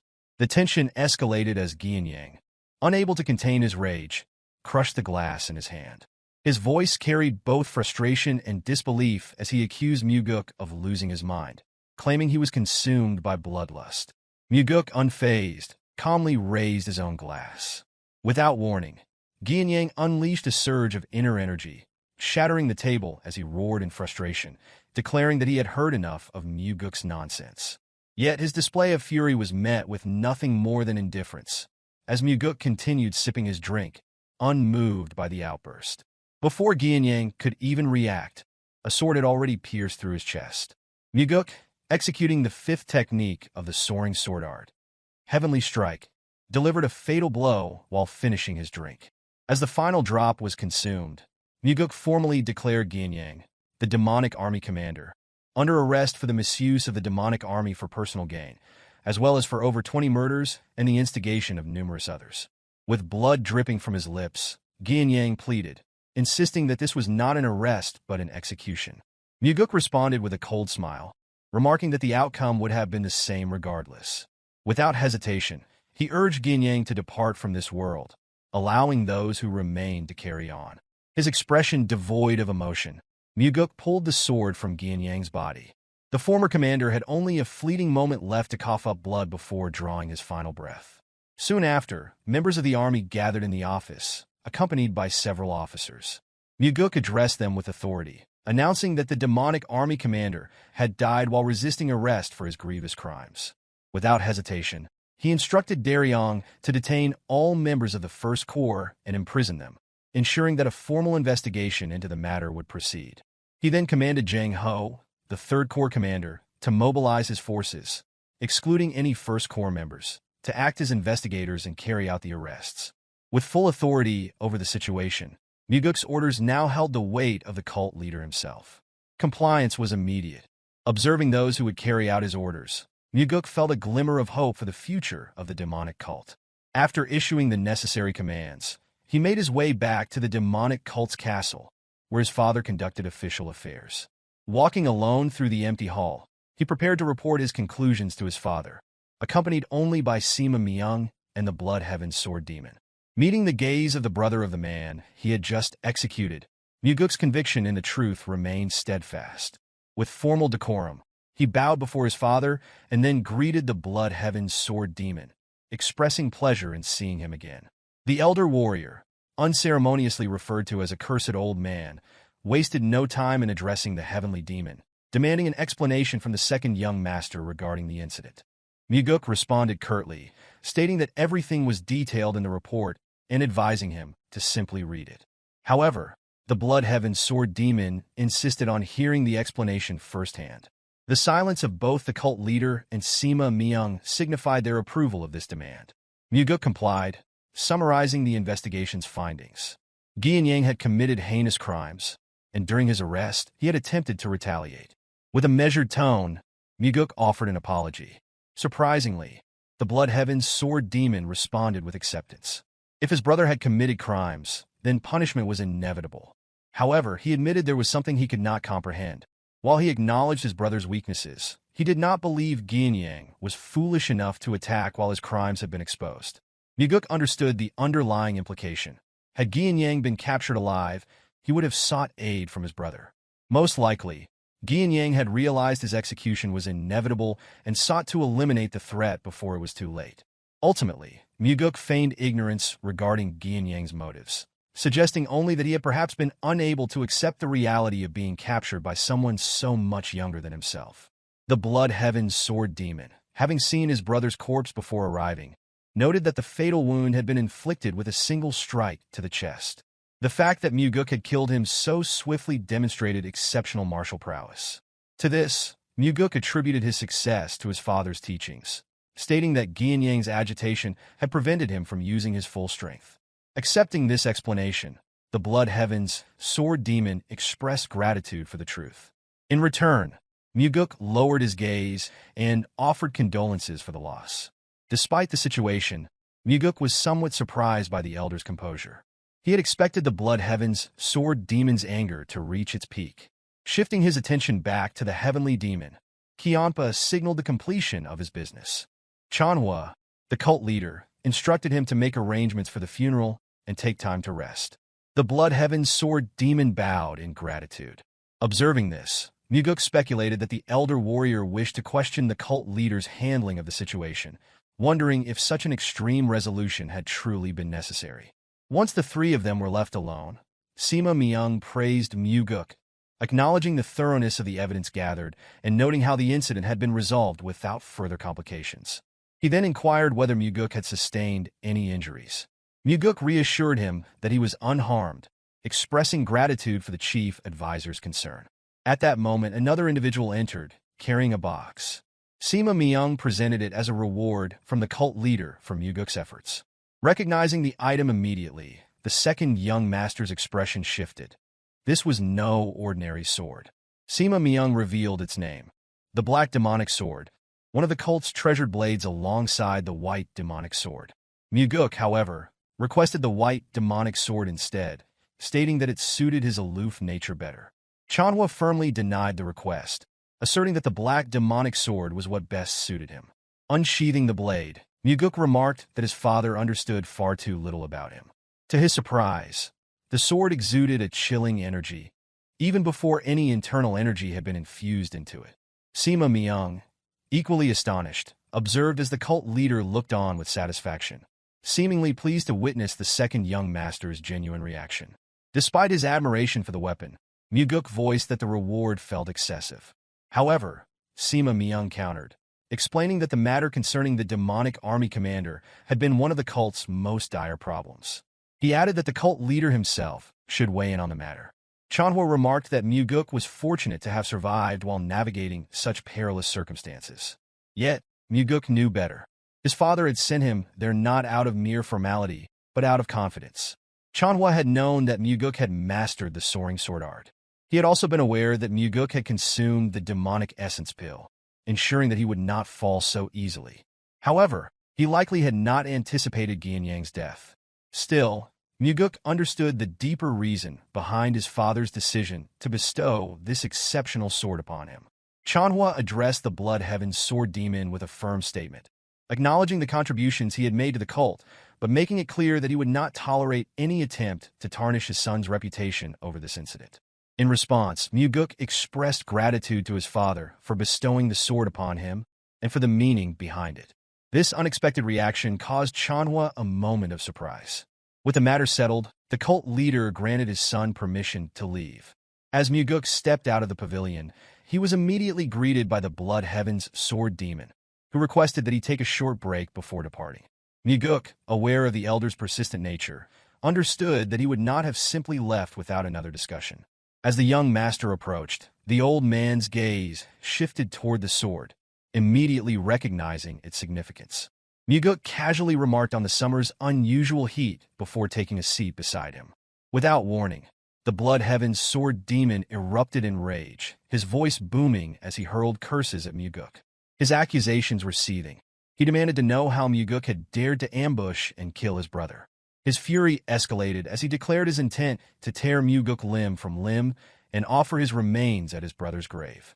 Even the mere release of his inner aura carried enough force to wither the surrounding flowers, his energy surging without restraint. Then, just as suddenly he stopped, a wide grin spread across his face as he stated that such words were exactly what he should have said. Matching the intensity of the moment, Mugeuk immediately retaliated, shouting back with equal vigor.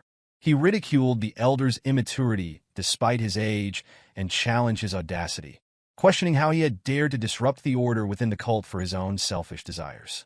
Without hesitation, he issued a warning, declaring that if the Blood Heaven's sword demon dared to act in retribution for his corrupt brother, then Mugeuk would personally dismember his body and grind him into dust.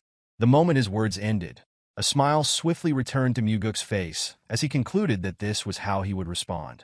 The Blood Heaven's sword demon, taken aback, silently observed the young man.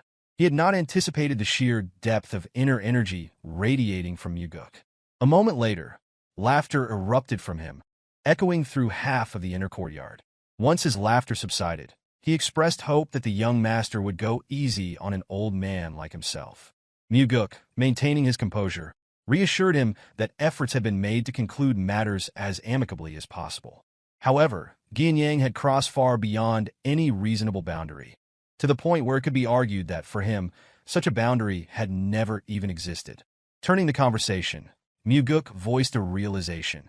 This elder had always been aware of the corruption within the demonic army. If that was the case, he wondered why he had chosen to ignore it. With solemn honesty, the Blood Heaven's sword demon revealed the truth. His brother had never listened to him. Furthermore, he himself was not entirely free of blame in this matter. Now, upon hearing of his brother's death, an unexpected emotion surfaced: relief. A thought settled in his mind. Gianyang would no longer stand in his way. Mugeuk, listening intently, found himself astonished by such an open admission. The honesty in the elder's words was unexpected. A quiet moment passed before Mugeuk spoke again, acknowledging that he understood the feeling. If he were to hear of his own brother's death, he, too, would feel relieved. After all, it would mean he would no longer have to bear the burden of killing his own brother with his own hands. Gu Qianpa, known as the Blood Heaven's sword demon, sought to discern the true nature of the second young master. On the other hand, Mugeuk pondered what the old warrior perceived when looking at him. In the end, Qianpa did nothing more than remark that the year would be particularly hot before departing, the heavy broadsword resting on his small, aging shoulders. As he walked away, he solemnly noted that, fortunately, he was not weak against heat. Despite observing the exchange, Mugeuk remained uncertain about Qianpa's true intentions. Though the elder had claimed to feel relief, he was still the brother of the man Mugeuk had killed. It was entirely possible that he was already plotting revenge. Alternatively, he might choose to let the incident drift away, much like the passing clouds in the sky.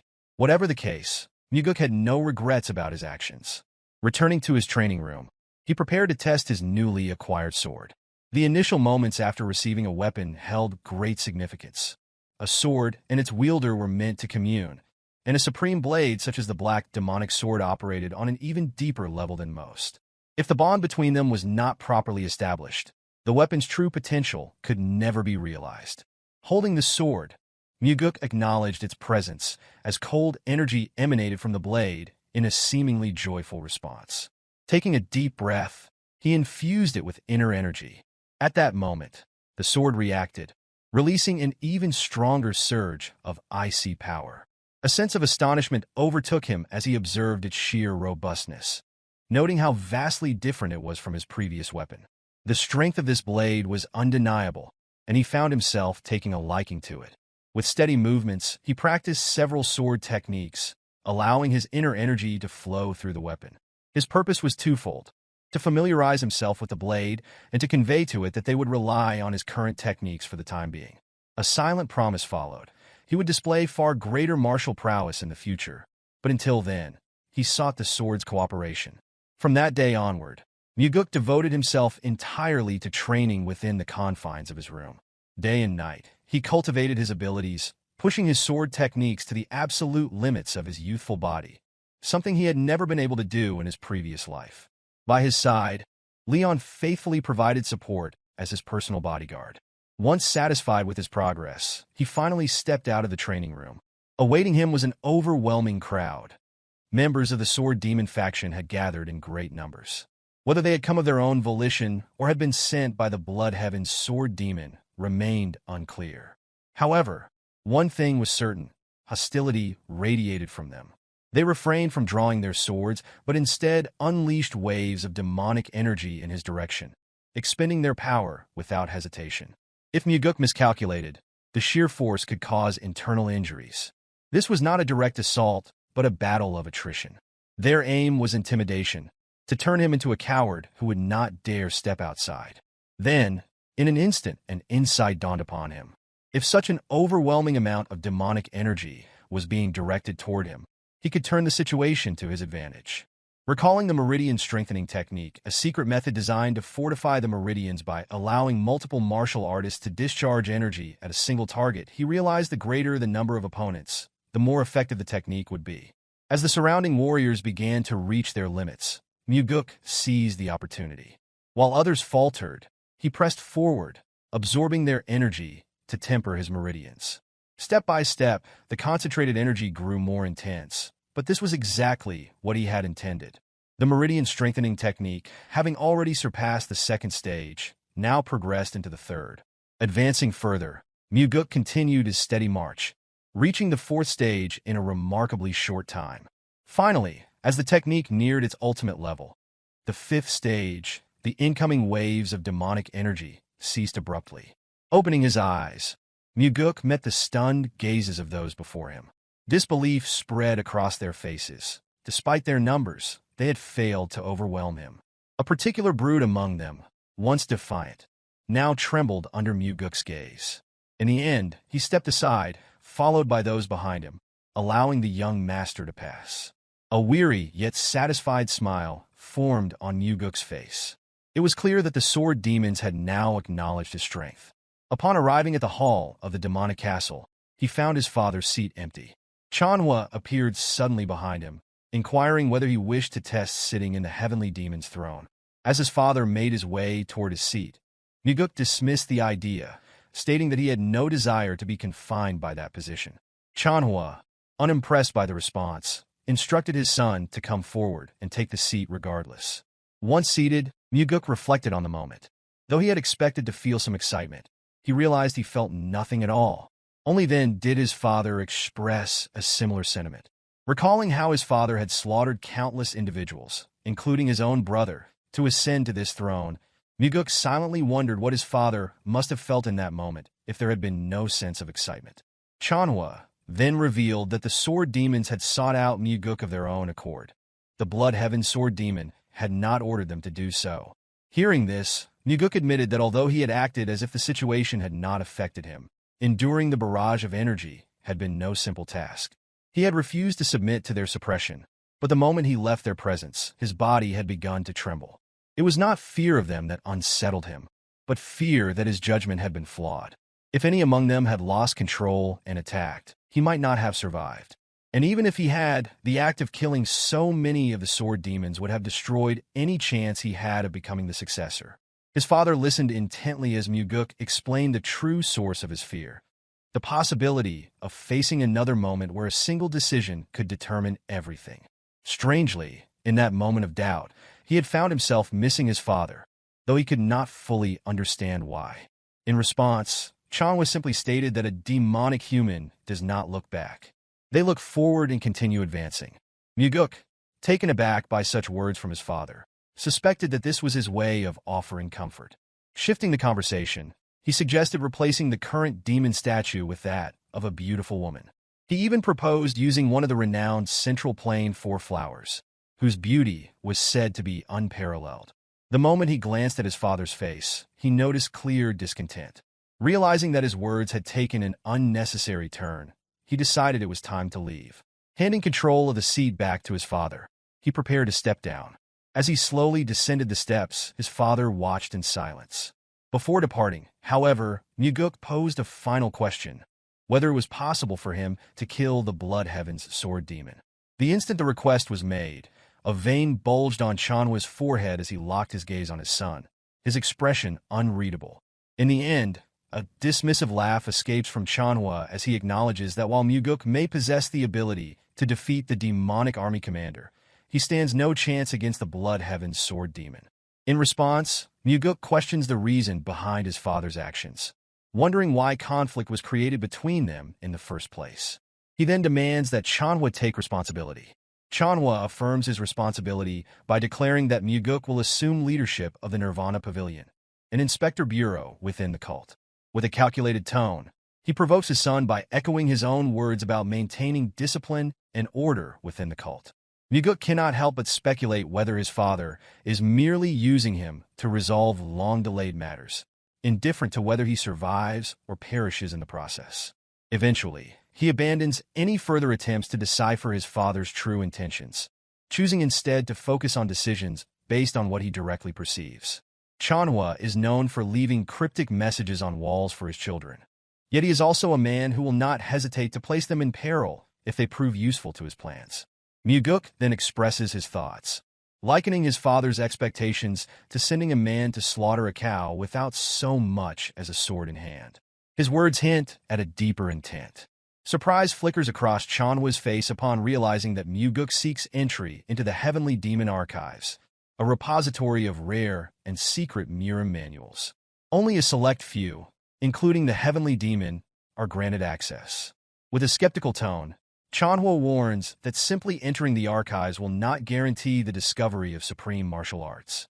The sheer number of manuals housed within would be overwhelming, making it unlikely for Mugeuk to find anything more formidable than the soaring sword art he already possesses. Despite this, Mugeuk expresses a desire to test his luck. Cheonma, while still harboring suspicions regarding his son's true intentions, ultimately grants Mugeuk 7 days within the archives. Accepting this, Mugeuk subtly implies that his leadership of the Nirvana Pavilion is a price for this opportunity. In another life, Mugeuk was meant to be dead. Years had passed since his departure, and with his disfigured face, none could recognize him. Back then, it had taken him an arduous journey to rise from an ordinary warrior to a position where he could converse privately with the cult leader. During one such meeting, he had learned of a certain martial art. The strides of the wind god was regarded as the greatest mobility technique, consisting of only 4 steps. It had once served as a supporting technique for the Heavenly Demon's martial arts, but was eventually lost to history. The manual was said to have been discovered by Ju Baekdo, the cult leader of that time, who secured his rise to power after finding it within the Heavenly Demon Archives. However, he had later revealed that the manuals were not located among the bookshelves. Now, before this knowledge becomes common, Mugeuk enters the archives and discovers the long-lost manual. From the one who was supposed to be the future cult leader, the treasured text had been repurposed to prop up the 19th bookshelf. A knowing smile appears as Mugeuk retrieves the manual, realizing that these 4 strides alone would be enough to traverse the world freely. Without hesitation, he begins meditating to absorb its teachings. The first step, Shadow Step, is designed for infiltration, initially allowing evasion from a single individual. With mastery, however, its effectiveness expands to escape detection from entire groups. The second, Flicker Step, functions as a defensive maneuver, ensuring an escape route even when confronted with an unavoidable attack. The third, Death Step, serves as an aggressive charge, capable of piercing through any defense. The final, Swift Step, is a mobility technique so fast that the word itself fails to encapsulate its true speed. 7 days are spent internalizing the technique. The moment the process is complete, Mugeuk returns to the Heavenly Demon Pavilion to report his success. Cheonma, curious about the technique his son has acquired, listens as Mugeuk simply describes it as a mobility art. Upon hearing that it is the 4 strides of the wind god, Cheonma's reaction shifts to disbelief. The claim enrages him, for he is certain that the shadow step had been lost. Mugeuk calmly asserts that he would not dare to lie about such a matter. In response, Cheonma demands a demonstration. Mugeuk, ever calculating, inquires what reward awaits him for doing so. His father, stern and unwavering, declares that his life will be spared in exchange for the proof. Without another word, Mugeuk closes his eyes and begins executing the lost technique. In an instant, he vanishes and reappears in multiple places simultaneously. Cheonma rises abruptly from his seat, stunned by the undeniable reality before him. His son has truly mastered the 4 strides of the wind god. Determined to understand the truth, Cheonma presses for the origin of the technique. Mugeuk, with conviction in his voice, claims that he learned it within the heavenly demon archives. The response only fuels Cheonma's anger, for he is certain that the technique had never existed within the library's collection. Mugeuk challenges his father's certainty, questioning whether a book's absence from recorded knowledge means it was never there. With a calm yet pointed revelation, he explains that the manual had been discarded and used as a support beneath a shelf. Upon hearing this, Cheonma immediately assumes that the most crucial sections of the technique must have been removed. Mugeuk, intrigued, asks how his father could be so certain. With an air of certainty, Cheonma admits that it is exactly what he would have done, turning the accusation back onto his son. Following this, he orders Mugeuk to demonstrate each step of the technique. However, Mugeuk's true ambition does not lie in defeating his father or usurping the title of Heavenly Demon. His goal is to eliminate Mugi, ensuring the survival of both his father and the cult. More than that, he envisions his father traveling the world, enjoying life before stepping down from his position. As a result, there is no hesitation in passing the 4 strides of the wind god to Cheonma. Before doing so, however, Mugeuk playfully refuses, boldly stating that nothing in this world is given freely. Amused yet mildly exasperated, Cheonma reminds his son that he once taught him a technique at the hunting grounds without demanding anything in return.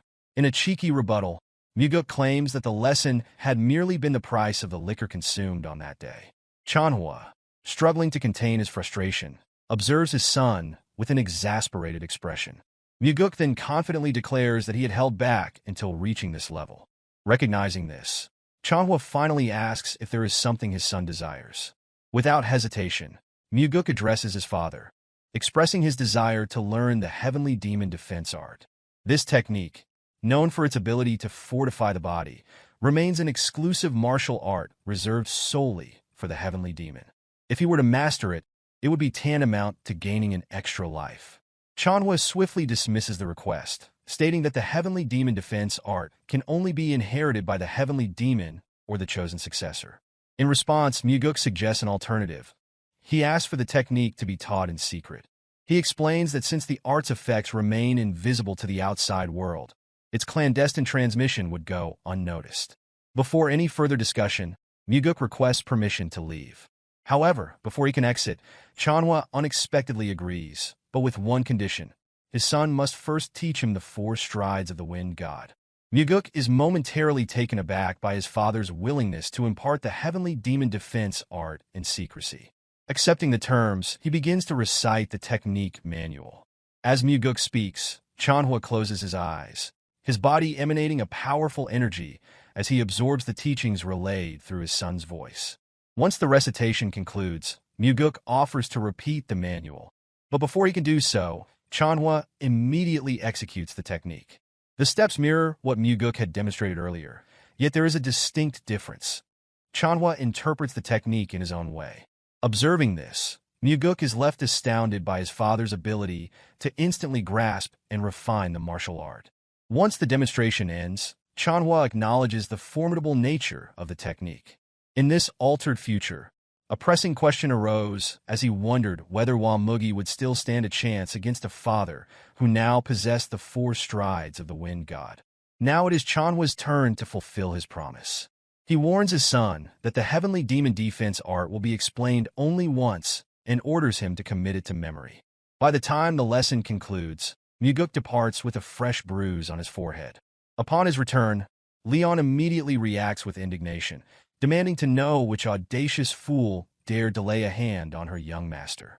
She vows to seek retribution. However, the moment Mugeuk reveals that Cheonma was responsible, Leon falls into stunned silence. This reaction stems from the fact that Mugeuk has successfully learned the heavenly demon defense art. Rather than expressing frustration over the injury, he smugly remarks that they now share a secret. More than acquiring the martial art itself, this shared understanding brings him greater satisfaction. The comment pushes Cheonma beyond his limits, and for the first time in a long while, he flicks his son on the forehead, sending him off with a stern warning. Cheonma reminds Mugeuk not to become overly brazen. As Mugeuk departs, he notices that Leon lingers. Confused, he questions why she has yet to follow. Blushing, Leon hesitates before conceding that her role is to protect, not to attack. A rare, pleasant smile crosses Mugeuk's face. Such words would have never left her lips in the past. Without missing a beat, he addresses her again, making a solemn promise. Though unable to act immediately, he vows to find a way to counteract the side effects of her petrification technique. He urges her to wait a little longer. Furthermore, he reveals a conversation with the cult leader, in which he expressed a vision for change. The cult, he declared, must evolve into a place where warriors no longer need to sacrifice their bodies to protect others. It should become a sanctuary where individuals like Leon are not forced into actions they do not wish to take. Leon stands speechless, captivated by the weight of his words. As the moment lingers, Mugeuk shifts his demeanor to a formal stance and commands her to listen carefully. She instinctively places her hands together in a bow, awaiting his next statement. With unwavering authority, he announces that, from this moment forward, she is relieved of her duties as his guard warrior. The abrupt declaration leaves Leon momentarily stunned. However, before any assumptions can settle, Mugeuk continues. She has been chosen to serve as the captain of the Phantom Shadow Corps. Confusion flashes across her face, as such a group does not exist. Mugeuk affirms this fact, but clarifies his intention to establish the unit. This elite force will report directly to him, and he seeks her commitment to lead it. Meeting her gaze, he waits for her response, ensuring she fully grasps the sincerity of his offer. After a moment of contemplation, Leon accepts the role with firm conviction. Days later, Mugeuk departs from the cult, making his way to a city he remembers from his past life. Though he had informed Leon of his intent to form his own faction, the reality of such an endeavor is anything but simple. Running an organization requires significant capital, and he plans to acquire it by exploiting an event that once occurred before his regression. A man named Yang Dang announces himself as the appointed leader of an upcoming mission. Recognizing the high pay, he also acknowledges the dangers involved, cautioning all participants to remain vigilant. Issuing a warning, he threatens that anyone who acts foolishly will meet death by his hand. Turning his attention to Mugeuk, Yang Dang identifies him as a new recruit recommended by Warrior CO. For now, Mugeuk intends to follow orders without drawing unnecessary attention. Yang Dang, however, makes it clear that he will be watching him closely. The mission is to escort a woman and her daughter, both clad in yellow robes, to Namping safely. As they prepare for departure, Mugeuk waves at the child, recalling their tragic fate in his past life. This time, he resolves to intervene. Before long, the group sets out, forming a protective formation around the carriage carrying the two passengers. As night approaches, they make camp for the evening. Yang Dang distributes portions of dried beef to the mercenaries, emphasizing the uncertainty of when they will next have a proper meal. Urging them to eat their fill, he unknowingly initiates a deadly trap. As the fire crackles and weary warriors consume their rations, dissatisfaction murmurs through the group. Mugeuk, seated leisurely atop a boulder, refrains from partaking in the meal. Moments later, chaos erupts. Members of the party begin coughing up blood. Confusion flickers through Mugeuk's mind. Poison has taken hold of the others, yet his own body remains unaffected. The realization dawns as Yang Dang steps forward, perfectly unscathed. His expression betrays no remorse, revealing his role in the treachery. Mugeuk's suspicions are confirmed. The leader himself poisoned the food. Disgusted, he wonders what kind of wretched man would betray his own comrades for mere profit. The answer is as pathetic as expected. Yang Dang seeks only wealth and indulgence. As Yang Dang draw his sword, Mugeuk taunts the traitor, remarking that death by his own poison would have been a fitting punishment. Unfazed, Yang Dang sneers, urging Mugeuk to focus on his own survival. Before retribution can be exacted, another party arrives. A single glance is enough for Mugeuk to discern their strength. Rather than act hastily, he allows events to unfold. The true orchestrator of the ambush steps forward, directing his wrath toward the carriage. With a menacing shout, he orders the occupants to emerge, threatening to set the carriage ablaze if they refuse. The woman and her daughter step out, fear evident in their eyes. Frustration laces the ringleader's voice. He had been reprimanded for failing to locate them sooner. As the tension in the air thickens, Mugeuk remains still, carefully observing the unfolding scene. The woman recognizes the ringleader as warrior Quan. Tears well up in her eyes as she pleads with him to spare her child. Quan acknowledges her request, agreeing to it only in consideration of their past association. However, his demeanor quickly shifts, his voice rising in fury as he demands that she kneel and beg for mercy. His anger stems from her perceived audacity in acting as though she holds authority over him. As her child clings tightly to her, she continues her desperate plea, offering Quan 10 times the amount he was originally promised. He dismisses her offer with little interest, coldly informing her that her father has already been captured. Unexpectedly, Mugeuk raises a hand in a warm wave toward the woman and her daughter. The sudden gesture catches the surrounding lowlifes off guard, prompting murmurs of confusion about the identity of the young man. Without hesitation, Mugeuk steps forward, positioning himself between the woman and her aggressors. With a calm demeanor, he states that he is merely someone who has been paid to ensure the safe passage of the two travelers. When questioned, Yang Dang can only respond with reluctant acknowledgement, admitting that Mugeuk is simply a vagrant he has yet to deal with. Seizing the moment, Yang Dang immediately moves to attack. Unfazed, Mugeuk responds with provocation, labeling them nothing more than common street thugs. He further remarks that once he is finished dealing with the situation, Yang Dang himself will likely be next to die. Enraged, Quan's face flushes red as he vehemently denies betraying his master. Meanwhile, Mugeuk maintains a composed tone, his speech deliberately polite out of consideration for the presence of the child. Irritated beyond restraint, Quan issues a command to his men. He orders them to kill the young man on the spot. Mugeuk remains undeterred, pointing directly at Yang Dang and reiterating that his death will come next. Before the traitor has a chance to fully process the words, an attack strikes from behind, severing his neck in an instant. Quan, having deemed Yang Dang too careless, eliminates him first. Mugeuk watches the lifeless body fall to the ground, his gaze cold as he regards the corpse of the man who traded loyalty for greed. With a quiet farewell, he remarks that such is the fate of those who betray others for money. Enraged by Mugeuk's defiance, Quan orders his henchmen to strike him down immediately. As the attackers close in, Mugeuk turns toward the woman and calmly instructs her to shield the child's eyes and ears. Without hesitation, she follows his command. Meanwhile, Mugeuk remains still, awaiting the incoming attacks. He waits until the very last possible moment, allowing the strikes to approach dangerously close. Just as a blade reaches his head, he executes the death step, one of the 4 strides of the wind god, evading all attacks in an instant and reappearing directly in front of Quan. A flicker of confusion crosses Quan's face as he wonders how Mugeuk closed the distance so effortlessly. In the brief moment it takes to process what happened, Mugeuk has already beheaded 3 of Quan's men, their bodies collapsing behind him.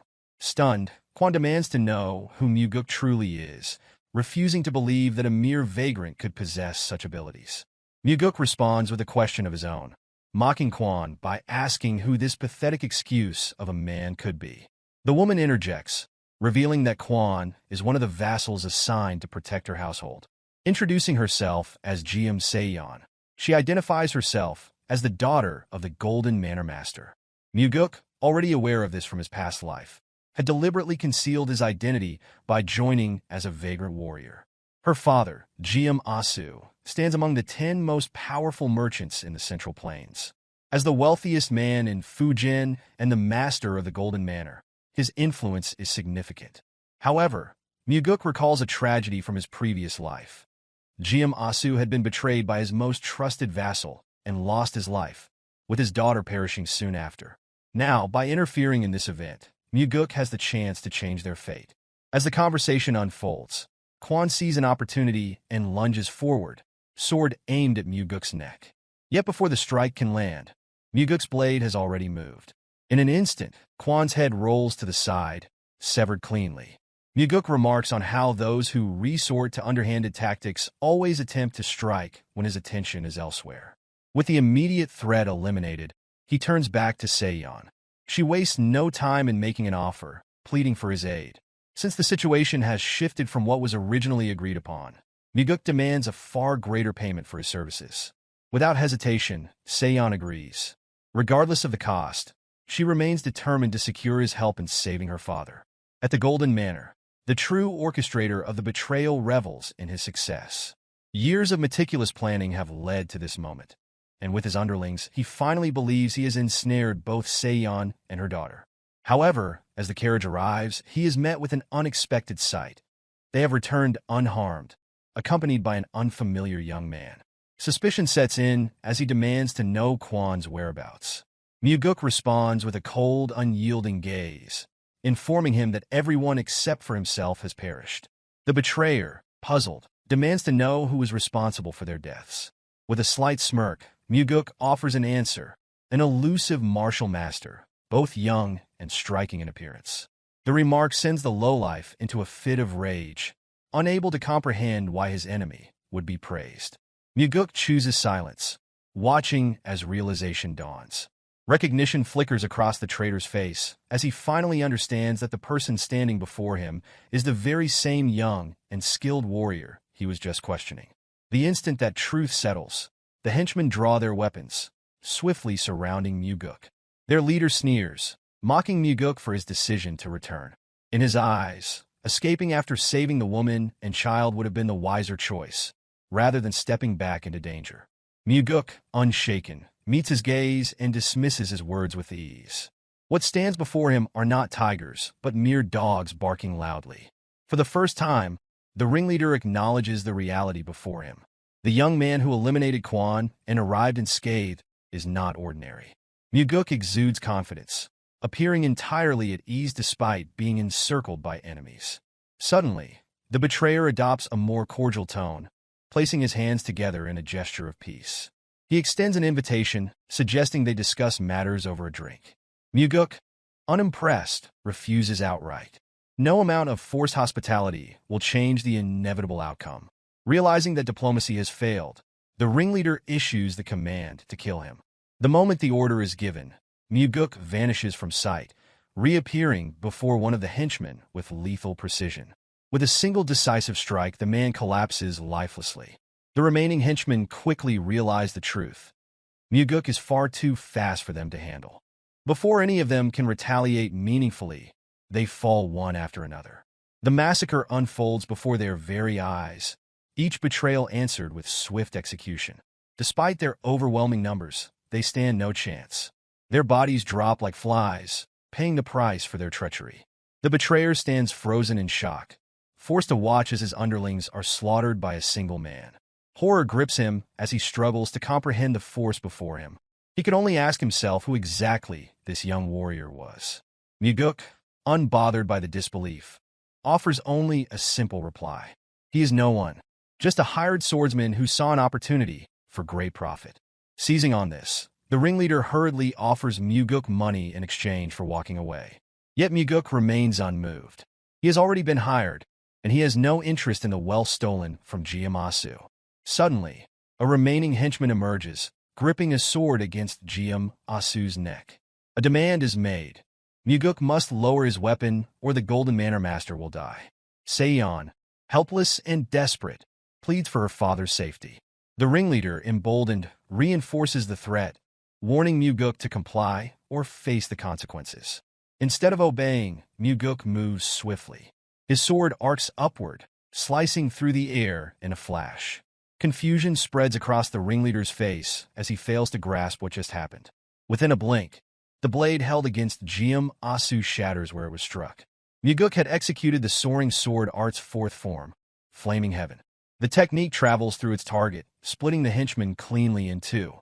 A scream erupts from the ringleader as he witnesses his final ally fall to ruin.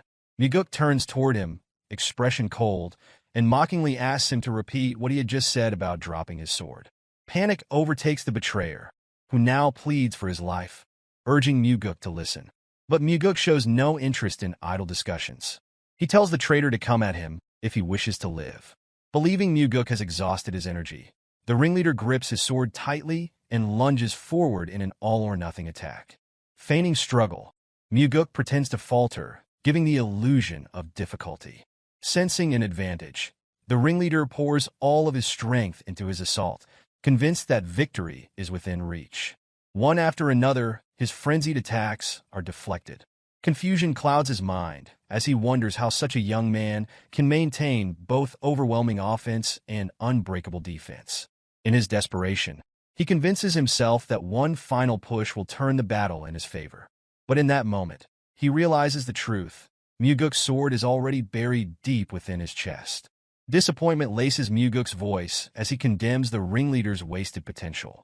Had he spent his life honing his skills rather than indulging in greed, he might have been worthy of his title. A vassal meant to protect the Golden Manor should have upheld his duty, not succumbed to corruption. With everything settled, Geom Asu steps forward, expressing deep gratitude. He promises never to forget what has been done for him and his family. Mugeuk, however, dismisses it lightly. He claims to be nothing more than a wandering vagrant passing through. Yet, for those who witnessed his skill, it is clear that no mere vagrant could possess such ability. The name he refuses to reveal remains shrouded in mystery. Seong steps in, reminding her father of the promise made to reward Mugeuk financially for his help. Geom Asu responds with a nod of approval, praising his daughter for making a promise they are more than capable of keeping. Turning to Mugeuk, he assures him that if money is what he seeks, he has certainly come to the right place. In truth, this was precisely why Mugeuk went to such lengths to disguise himself as a vagrant and offer his assistance. To fulfill the agreement, Geom Asu leads him to the manor's warehouse, expressing his wish to give everything in gratitude. However, realistically, that would be an impossible feat. In response, Mugeuk remains respectful, stating that he would not demand such excess. The old man then makes a proposition. Mugeuk may enter the warehouse and take as much as he can carry as payment. However, there are conditions. He must not use any carts or seek help from others. Only his own strength and inner energy may be used. Before proceeding, Mugeuk asks if the old man is truly certain, warning that he is capable of carrying an immense amount. Geom Asu stands firm in his decision, reaffirming that he and his family owe their lives to Mugeuk. Acknowledging this kindness, Mugeuk bows respectfully before stepping into the warehouse. Meanwhile, Seong turns to her father with concern, questioning whether he has considered just how much a skilled martial artist like Mugeuk might be able to take. Geom Asu, however, remains unconcerned. To him, nothing within the warehouse holds more value than the safety of his daughter and granddaughter. Both father and daughter share an unspoken understanding. Mugeuk is no ordinary warrior. Seong, in particular, has observed his hidden strength, sensing the power that lies beneath his unassuming exterior. The old man, having encountered countless individuals in his lifetime, finds himself unable to describe Mugeuk in mere words. Never before has he met someone so young, yet exuding such confidence and an unmistakable presence. As a merchant, he understands that wealth can always be regained, but a connection with someone like Mugeuk is an opportunity that may never come again. Thus, he remains at peace with whatever Mugeuk decides to take. The greater the amount, the deeper the bond they will form. Once the transaction is complete, Mugeuk returns to the Heavenly Demon Pavilion, selling the gold and treasure he obtained from the Golden Manor across various locations. He ensures that no single shop is burdened with too much wealth at once. By the time he is finished, a literal mountain of riches has been exchanged, earning him a staggering sum of 38 million niang. This fortune will serve as the foundation for the elite squad he plans to establish under his direct command. Upon his return, he finds Cheonma seated as usual. As always, his father receives frequent reports from Sima Myung, making critical decisions that determine who will live and who will die. Observing this, Mugeuk cannot help but wonder if this is truly the life his father desires. As he approaches to deliver his report, a thought crosses his mind. Perhaps, like himself and Leon, his father also harbors the desire to step away from the role of heavenly demon and venture beyond the cult's confines. Standing before his father, Mugeuk explains that he ventured outside to earn money, reasoning that he cannot continue to rely on his father's wealth and will require substantial funding for the future. This piques Cheonma's curiosity, prompting him to inquire about how his son intends to use it. The response leaves Cheonma momentarily stunned. Mugeuk wishes to form his own private faction. Just as the demon supremes each command their own subordinates, he asserts that he will need his own force to contend with them. Cheonma, however, rejects the idea outright. If Mugeuk establishes his own squad, his brother will demand the same, leading to division within both the family and the cult. Anticipating this resistance, Mugeuk presents a bamboo slip, offering it to his father. Upon inspecting its contents, Cheonma immediately questions the meaning of the sum written inside. Shock overtakes him when Mugeuk calmly explains that the money is an allowance from son to father. Cheonma dismisses the notion, insisting that his wealth is already beyond measure. However, Mugeuk is well aware that while his father is the wealthiest individual in the world, the vast fortune he commands belongs to the cult. What he has just given is his personal token of gratitude, an offering to thank his father for bringing him into the world and raising him. He simply wishes to do this once and requests permission to leave, encouraging his father to rest well. Cheonma remains silent, pride evident in his expression. Yet, due to his position as heavenly demon, he cannot openly acknowledge the sentiment. Beyond that, the money he has just received is his alone, separate from the cult's resources. With this gift, Mugeuk hopes that his father will be able to enjoy life as he desires. Not as the leader of the cult, but as a man free to make his own choices. The next day, preparations begin for Mugeuk's official induction as the master of the Nirvana Pavilion. Leon stands beside him as final arrangements are made. Once all is set, Daryong arrives to inform them that everything is ready. The announcement surprises Mugeuk, as he had not expected Daryong to personally report on the matter. Despite the unexpected nature of the appointment, Daryong expresses full confidence that his new master will serve the cult well. Under the bright morning sky, the members of the pavilion gather in neat formation. The next chapter of Mugeuk's life begins with capable allies at his side. Stepping outside, he is met with enthusiastic greetings from the pavilion members. The warm reception catches him off guard. He had not expected such a friendly atmosphere. Suspicious, he suspects that Daryong may have threatened them with pay cuts if they failed to show enthusiasm. However, Daryong denies this, explaining that the pavilion's members hold genuine respect for their new leader. Their admiration stems from the events surrounding the demonic army commander's investigation. Previously, Go Dang, the first corps commander, had killed the investigator assigned to the case. Yet when Mugeuk conducted his own inquiry, only one investigator was injured. In that moment, Mugeuk personally ensured the man received medical attention from the demonic physician. Beyond that, he had personally avenged them by crushing Go Dang's skull.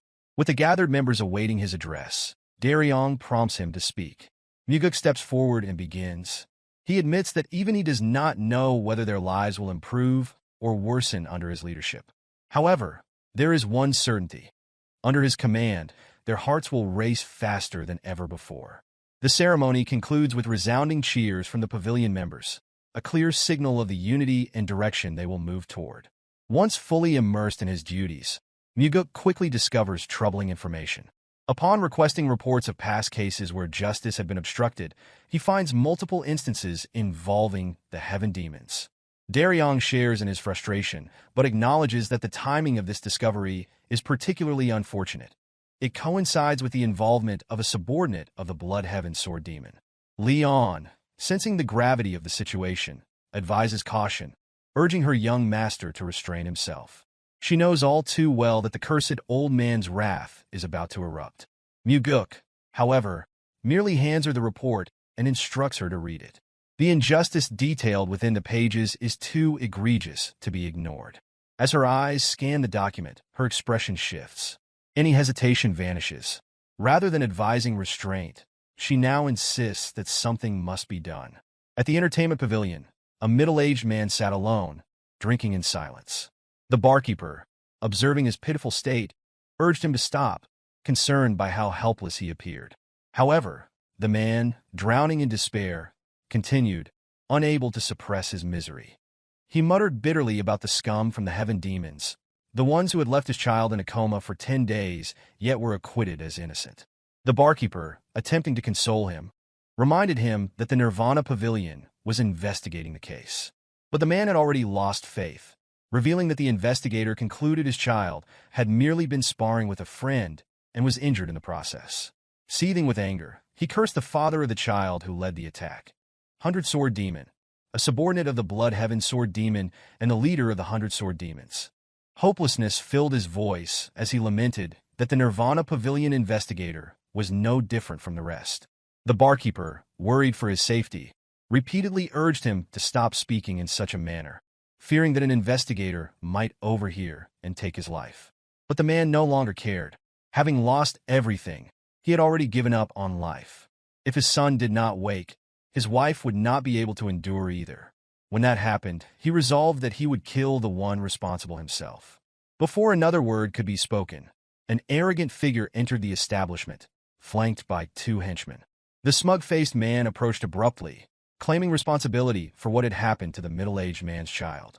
The father immediately rose from his seat, his eyes burning with rage as he demanded the return of his son and an apology. To his surprise, the smug-faced man bowed, acknowledging his wrongdoing and admitting to committing a terrible crime. But before any relief could be felt, the smirk returned to his face as he lifted his head, mockingly declaring that his bow was the extent of his apology. Laughter erupted from his companions, turning the scene into a cruel spectacle. Unable to restrain himself, the drunken father reached for his sword in fury. Yet before he could unsheath it, the smug-faced man delivered a brutal punch to his face, sending him sprawling across the floor. Turning to the onlookers, the attacker falsely proclaimed that the man had drawn his sword first, prompting his henchmen to nod in agreement, supporting his lie. With renewed aggression, he continued to pummel the fallen man, venting his anger over the audacity of a mere storage keeper who dared to report him to the Nirvana Pavilion. His resentment stemmed from the fact that the storage keeper's son had refused to steal money from his own home, an act that had defied his orders. As he struck him again and again, he unwittingly confessed to the crime in his drunken arrogance. The storage keeper, though beaten and weakened, seized the opportunity and cried out, ensuring that everyone heard the admission. But the smug-faced man only laughed, delivering another punch before turning to the crowd and mockingly asking if anyone had heard a thing. The tavern fell into silence. No one dared to challenge him. Faced with such injustice, the storage keeper could do nothing but weep. The sight amused his tormentor, who sneered at him, ridiculing a grown man for crying so pitifully. He insulted both father and son in the same breath, drawing further laughter from his henchmen. Their amusement, however, was short-lived. Mugeuk entered the establishment, flanked by Daryong and Leon. His voice rang through the tense air, stating that he had heard everything. The smug-faced man turned, momentarily taken aback by the interruption. Yet as his eyes fell upon the unfamiliar figure, his confidence wavered. Silence spread through the room as realization dawned that someone had dared to challenge him. Mugeuk, with an air of calm authority, remarked on the sheer rudeness displayed and speculated on how poorly the man must have been raised. Immediately, the smug-faced man lowered his head, adopting a submissive tone. He apologized, claiming that he had simply been too emotional and pleaded for Mugeuk's understanding. But in the next breath, he turned once more, sneering at Mugeuk and asserting that he had no idea who he was dealing with. He warned him not to interfere. A serene smile appeared on Mugeuk's face as he pondered the arrogance displayed by a man whose only claim to power was being the son of the 100-Sword Demon. The realization struck. 100-Sword Demon's influence must have been great for this man to act so brazenly in broad daylight. The smug-faced man stiffened, wondering how Mugeuk dared to speak of his father in such a way. Before further words could be exchanged, the storage keeper intervened, recognizing Mugeuk and addressing him as the second young master. Shock rippled through the smug-faced man and his henchmen. The other patrons quickly stood, offering their greetings. As the weight of the situation sank in, the smug-faced man scrambled to lower his head once more, this time stammering out an apology for failing to recognize Mugeuk's identity. Yet Mugeuk brushed aside the insincere words. He pointed out the clear lack of genuine remorse, given the man's behavior mere moments ago. Aware of how cunning the smug-faced man was, Mugeuk recognized the act. This was someone who had mastered the art of knowing exactly when to bow. When the man attempted to excuse himself and leave, Mugeuk stopped him. His presence in the tavern was no coincidence. He had come specifically to confront the smug-faced man and investigate the string of assaults he had committed. The accused, grasping at straws, insisted that the Nirvana Pavilion had already cleared him of all wrongdoing. Unfazed, Mugeuk declared that the case would be reinvestigated. The repeated extortion of money constituted habitual robbery. The coercion of minors into theft was instigation. The severe beating of his so-called friend amounted to attempted murder. On top of that, there was the assault against the father. With these crimes laid bare, Mugeuk passed judgment, 20 years of imprisonment. Desperate to defend himself, the smug-faced man argued that it had merely been a sparring match. Mugeuk reminded him that a confession had already been made, one that he, as the Nirvana Pavilion master, had personally witnessed. Outraged, the condemned man refused to accept the sentence, declaring that his father would never stand by and allow this to happen. Mugeuk reassured him that he need not worry about his father's interference. The 100-sword demon would soon be too occupied to come to his aid. The smug-faced man froze as Mugeuk continued. His father, too, would be arrested for conspiring with a Nirvana Pavilion investigator. Panic set in, turning into fury. The prisoner spat out threats, vowing that once his father was freed, he would take revenge. Mugeuk, having heard enough, silenced him with a swift and effortless jab. Without hesitation, he adjusted the sentence, 30 years of imprisonment, citing the act of threatening the Nirvana Pavilion master as further grounds for punishment. Defiance crumbled into pitiful sobs. The once arrogant man now begged for mercy, gasping for breath as he pleaded for forgiveness. Mugeuk, however, had no patience for more talk of his father's influence. He demanded a single reason why mercy should be granted. He wondered whether this man had ever spared another, whether he had ever shown kindness, or whether he had ever done anything good, even if only once. Even with the chance to fabricate an answer, the smug-faced man found himself unable to respond. His life had been void of any such actions. Desperate, he swore that he had changed, vowing to live righteously from that moment forward. Mugeuk, unamused, delivered a firm slap across his face. With a satisfying finality, the smug-faced man lay unconscious, felled by a single decisive strike. Mugeuk, standing over him, remarked that he should remember to live with kindness once his sentence was served. Turning his attention to the henchmen, Mugeuk addressed them with a stark warning. If they wished to avoid becoming scapegoats, they would do well to reveal everything. The weight of the threat hung in the air, leaving them with little choice but to comply. Without further delay, Mugeuk instructed Daryong to escort them to the Nirvana Pavilion. For the first time in far too long, justice had been served, not for the powerful, but for the common people of the cult who had long suffered under oppression. With the matter settled, Mugeuk turned to the gathered crowd and urged them to report any future injustices. As long as he remained the Nirvana Pavilion master, he assured them that no amount of external influence would be allowed to interfere with the pavilion's decisions. Furthermore, he added a final warning. If anyone attempted to invoke their father's name to intimidate others as the smug-faced man had, then he would not hesitate to call upon his own father in response.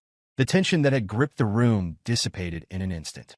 A wave of relief swept over the onlookers as murmurs of approval turned into open expressions of gratitude. The sight of their young master standing firmly on the side of fairness was met with heartfelt joy.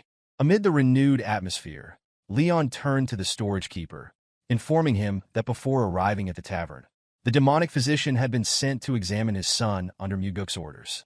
Disbelief flickered across the father's face. The idea that his son was important enough to warrant such attention seemed almost impossible to grasp. Mugeuk met his gaze and dismissed the man's doubts with quiet certainty. His son mattered. Without prolonging the moment, he revealed that the boy had already regained consciousness before their arrival and urged the father to go to him without delay. The storage keeper collapsed to his knees, overcome with emotion. Tears of relief streamed down his face as he expressed his gratitude, swearing never to forget the kindness shown to him. A faint smile crossed Mugeuk's face. The man before him had dedicated his entire life to the cult. It was only right that the cult should, in turn, protect him. The father continued to offer his heartfelt thanks, but Mugeuk knew the truth. It was not the storage keeper who owed a debt of gratitude. It was he who was thankful for the unwavering devotion of men like this, who had long given everything to the cult, asking for nothing in return. Mugeuk had anticipated that his actions would provoke backlash. However, he had not expected the opposition to emerge from within the Nirvana Pavilion itself. Approximately 30 investigators gathered in protest against Yang Ho's arrest. Leading them was Gak Myung, the most senior special investigator. With measured words, he expressed that he should have sought out Mugeuk in his office, but given the number of people involved, they had chosen to assemble in front of the pavilion instead. When questioned about their intent, Gak Myung explained that they had come to discuss Mugeuk's decision to reopen an investigation that had already been ruled upon. The primary concern among the investigators was that such an action would undermine both their authority and morale. Turning his gaze to those standing behind Gak Myung, Mugeuk asked whether they all shared the same belief. In unison, they responded with a resounding affirmation. Standing firm, Mugeuk declared that his perspective differed entirely. In his view, it was not the reinvestigation that would weaken the Nirvana Pavilion's authority, but rather the original mishandling of the Yang Ho case itself. His words, sharp and deliberate, caused Gak Myung to pause, uncertain of the full meaning behind them. Without hesitation, Mugeuk elaborated. Yang Ho had publicly confessed to his crimes before his arrest. Gak Myung acknowledged that he was already aware of this fact. Mugeuk, unimpressed, questioned why they were gathered there at all. Gak Myung clarified that their concern was not about Yang Ho's guilt, but rather the implications of reopening a closed case. Mugeuk quickly understood. This was a matter of principle. With unwavering conviction, he reminded them that an innocent child had been beaten to the brink of death, and a confession had already been secured from the perpetrator.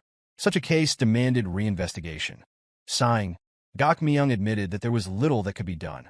He considered himself old-fashioned, valuing the importance of adhering to principles within an organization. Mugeuk silently observed the man, questioning whether he was merely stubborn or actively attempting to pressure him. Without further delay, he instructed all those in favor of reinvestigating the case to step to one side of the court. If their gathering was truly meant as a collective statement, then surely someone would be willing to break formation. A brief silence followed before one individual stepped forward. Co Daryong was the first to move, voicing his agreement that a reinvestigation was necessary. When prompted for his reasoning, he stated that the initial inquiry had been insufficient and could not rule out the possibility of external influence. Mugeuk agreed with his assessment and turned his attention to the rest of the investigators, asking for their thoughts. Another figure came forward, accompanied by his colleagues. Ik Ho, the investigator injured during the demonic dragon court case, now stood in support of the reinvestigation. Before making his stance known, he took a moment to express gratitude to his young leader for ensuring that medical aid was sent to him. Despite these defections, the majority of the investigators remained aligned with Gak Myung. Mugeuk then turned his attention to Cheonma, the investigator originally responsible for handling the case. Looking directly at him, Mugeuk asked for his assessment of the situation. Without hesitation, Cheonma maintained that he had conducted the investigation properly. Fixing his gaze on him, Mugeuk bluntly questioned whether he had accepted a bribe from the 100-sword demon. For a fleeting moment, Cheonma's expression hardened, though before he could respond, Gak Myung reacted with immediate outrage. In that instant, Mugeuk unleashed his inner energy, silencing him. A wave of killing intent radiated from his entire being, serving as a warning for Gak Myung to remain silent unless given permission to speak. Beads of sweat formed on the senior investigator's forehead as the weight of fear settled over him. Turning back to Cheonma, Mugeuk demanded an answer. In that moment, Cheonma swore upon his life that he had never accepted any money. If there was any doubt, he invited Mugeuk to investigate him thoroughly. A brief smile crossed Mugeuk's face as he revealed that such an investigation had already been conducted. No evidence of bribery had been found. The revelation sparked protests among the other investigators, but Mugeuk quickly silenced them with another revelation. This special investigation had been carried out under direct orders from the cult leader. Gak Myung's expression shifted to one of shock upon hearing that the cult leader himself had been involved. Curious, Mugeuk then questioned why Cheonma had covered up the case if he had not been bribed. Cheonma, unwavering, insisted that he had not engaged in a cover-up and attempted to defend himself further. Mugeuk cut him off, pointedly questioning whether he had been threatened with harm to his sister. A brief moment of silence followed before Zhang Hua's expression betrayed him. Without directly answering, his reaction confirmed the truth. Mugeuk, in a roundabout way, commended him. The reports had described Zhang Hua as an incorruptible investigator, and this proved it. But then, he wondered why someone with such integrity had handled the case so poorly. The answer became clear. Zhang Hua had a singular weakness. His younger sister, the only family he had been used as leverage against him. Gok Myung, still processing the situation, demanded confirmation. He repeated the question, pressing for an answer, wondering whether Zhang Hua had truly been threatened by the 100-sword demon. Zhang Hua remained silent. Meanwhile, Mugeuk understood why Gok Myung had gathered so many people in protest. Zhang Hua was a junior investigator he cared for deeply. The entire demonstration had been orchestrated to ensure that Zhang Hua's reputation remained untarnished. After allowing the weight of the moment to settle, Mugeuk reassured Zhang Hua that there was no longer any reason to fear. Warriors had already been sent to his house to guard his sister. Until the matter was resolved, she would be kept safe. At those words, visible relief washed over Zhang Hua's face. A burden that had weighed heavily upon him was finally lifted.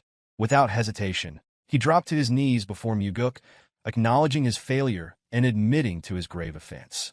Gok Myung, unable to process the moment, stammered, questioning whether the junior investigator he had tried so hard to protect had truly covered up an investigation. Mugeuk, unyielding, reminded Zhang Hua that his duty remained unchanged, regardless of the threats he faced. Without resistance, Zhang Hua submitted himself and accepted whatever punishment would be given.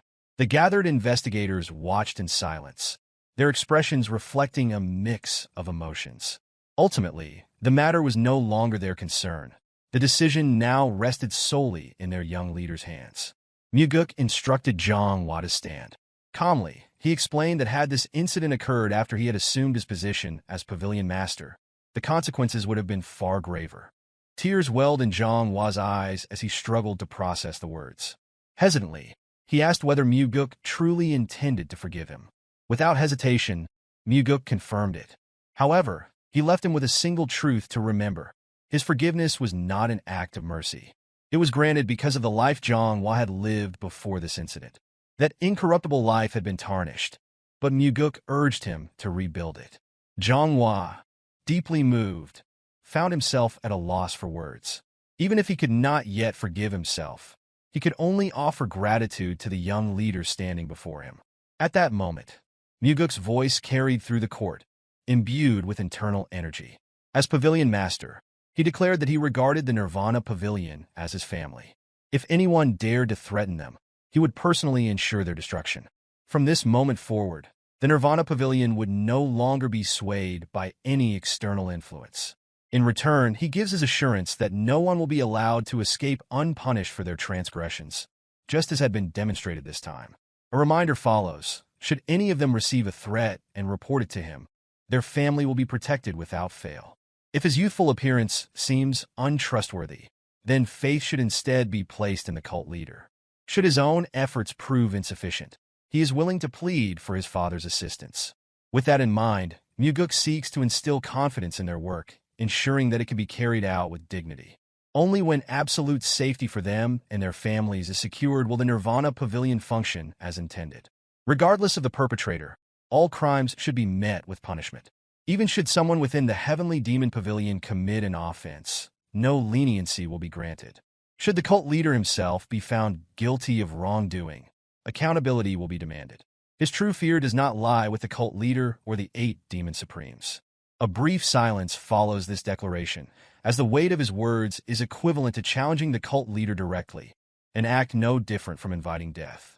What he truly fears is the possibility of the Nirvana Pavilion losing its purpose, becoming incapable of protecting those under its care. The notion that wrongdoers might escape justice while those meant to uphold the law remain powerless against them is far more alarming. A soft voice unexpectedly rises among the investigators. A woman acknowledges her delay in speaking, but expresses a desire to follow the wishes of her new pavilion master. A faint blush appears on Daryong's face upon seeing her. Zhou Hyang, the first to step forward in response to Mugeuk's words. That moment marks the beginning. One by one, the investigators align themselves with him.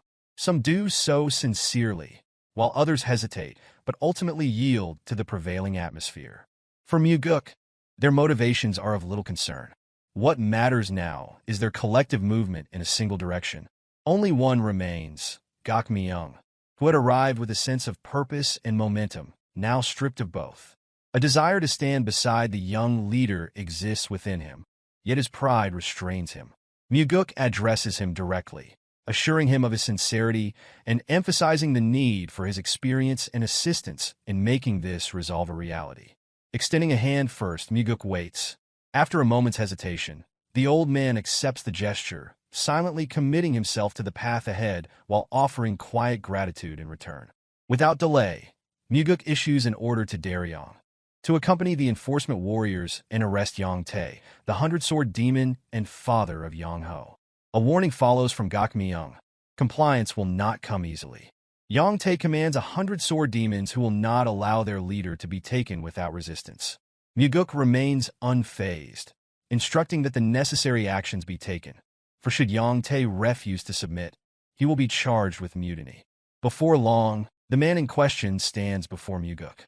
With a respectful tone, he greets him as the young master. However, Mugeuk immediately corrects him, instructing that he be addressed as pavilion master instead.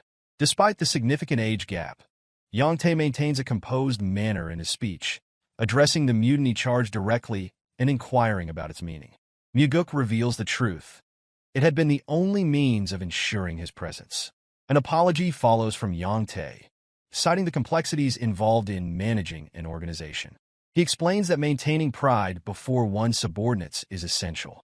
The incident, he insists, was never intended to escalate. It had begun as nothing more than children at play. For the sake of appearances, Mugeuk acknowledges the statement without dispute. Yang Tae then shifts the conversation, alluding to the necessity of external support for the continued operation of the Nirvana Pavilion, emphasizing the significant financial resources required. The underlying intent is evident, an offer of bribery, veiled within the discussion. A reminder is given. Those in power have already placed their support behind the first young master.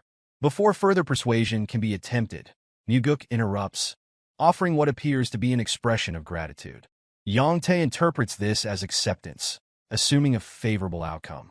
He eagerly pledges allegiance and even promises a grand meal and celebration. Rising to leave, he is abruptly stopped, startled by the suddenness of the action. The expectation of escaping unscathed vanishes in an instant. Mugeuk clarifies his statement. When he had spoken of accepting assistance, he had meant after Yang Tae's release from prison. A request follows for the matter to be treated as a joke. With unwavering conviction, Mugeuk denies any jest. The crime at hand concerns a direct threat against the family of a Nirvana Pavilion investigator. A denial follows from Yang Tae, an insistence that no such threat had been made. However, Mugeuk dismisses the denial entirely, emphasizing the testimony already received from the investigator. The laws of the cult dictate that the word of a Nirvana Pavilion warrior carries greater weight than that of others, a provision designed to protect the authority of the investigators. It is suggested that Yang Tae's ignorance of this clause is unsurprising, as its very necessity arises from individuals like him. Many others before him had believed they could escape accountability with mere words. A plea bargain is offered, 10 years in exchange for a confession. A refusal will result in a 20-year sentence. No further negotiations will be entertained. The response was disbelief as he wondered whether the pavilion master had lost his mind. Mugeuk, unbothered, expresses a willingness to be seen as mad if that is what it takes. Dealing with men like Yang Tae requires such an approach, for rational discourse holds no value to those who believe absolute power determines all outcomes. A question followed as he wondered why such a stance had been taken. Mugeuk provides his answer. Yang Tae's son had nearly beaten his own friend to death. This was not a single incident. It had been years of torment. As his father, Yang Tae had sought to conceal the crime by issuing a death threat to the investigator's family. And yet, a question is asked as if the reasoning is unclear. The audacity of it enrages Mugeuk. Yang Tae, too, grows angry. As a sword demon, he declares that his status should afford superiority over those beneath him. The Nirvana Pavilion, after all, had always turned a blind eye to such matters. To Mugeuk, these words are both infuriating and deeply unsettling. With him in command, such practices will cease. A warning follows from Yang Tae. Interference will not go unnoticed. The Demon Supreme himself will not stand idly by. Mugeuk, unfazed, reminds him that even in the past, nothing had been done when his own brother had been cut down. There is no reason to expect action on his behalf now. Fury overtakes Yang Tae, a fist slamming against the table. A provocation follows from Mugeuk, questioning whether another threat will be made against his family. But there is awareness of exactly who his father is. A final ultimatum is given. Confession must come within minutes. With that, Mugeuk departs, leaving behind a man consumed by his own rage. As he walks through the hall, a single thought lingers. Perhaps the downfall of the demonic cult had never been due to Mugi after all. A mere 100-sword demon had already dared to threaten a Nirvana Pavilion investigator. The order within the cult had deteriorated to the point where such a figure would even think to threaten the second young master, who was also the pavilion master. Upon returning to his residence, Mugeuk found the Blood Heaven's sword demon, Cheonma, already waiting in the yard. His sword was embedded in the ground, supporting his weight as he leaned against it, a bottle of liquor in hand. A greeting followed, accompanied by a question, whether he should now address this young master as the Nirvana Pavilion. Mugeuk approached as the cursed old man offered a drink. Seated now, Mugeuk was reminded of the frequent warnings that nothing good would come from their repeated meetings. Yet, as he pointed out, it was this very old man who kept seeking him out. A thought crossed Cheonma's mind. Recently, there had been a moment when something new was felt toward Mugeuk. When the wish was made to the cult leader after victory in the fight, there had been an unspoken acknowledgement. Yes, that was it. If one possessed true intelligence, such a wish would be the only logical choice. Mugeuk agreed with the assessment, for what had been gained then was of immeasurable importance. However, Cheonma believed that moment had marked the beginning of something else, the moment when Mugeuk had begun making his blade cry. A correction followed. The blade was not crying, it was lamenting. Poison had been used by one disciple against him in combat, while another had arrived only to shame a subordinate. A brother had manipulated the demonic army for personal gain. A subordinate had threatened to kill an investigator's family. Of course, the blade would lament, for those surrounding it failed to meet its expectations. Cheonma silently acknowledged the skill behind such words, though he found them incorrect. When prompted to explain, he dismissed the notion that those around Cheonma failed to meet his standards. Instead, he insisted that they were precisely the kind of people he deserved because that was the extent of his worth. A difficult man, Mugeuk thought. Prideful individuals seeking fame were usually easier to break. Without delay, Cheonma made his demand. The immediate release of the imprisoned 100-sword demon, Yang Tae. Morale among his people had plummeted to its lowest point. Mugeuk stood firm. Release would only come if the investigation proved innocence. In response, a surge of demonic energy filled the space. The sheer intensity of it allowed Mugeuk to understand why his father had once said that handling the Blood Heaven sword demon was still beyond his capabilities. Cheonma's martial prowess existed on an entirely different level.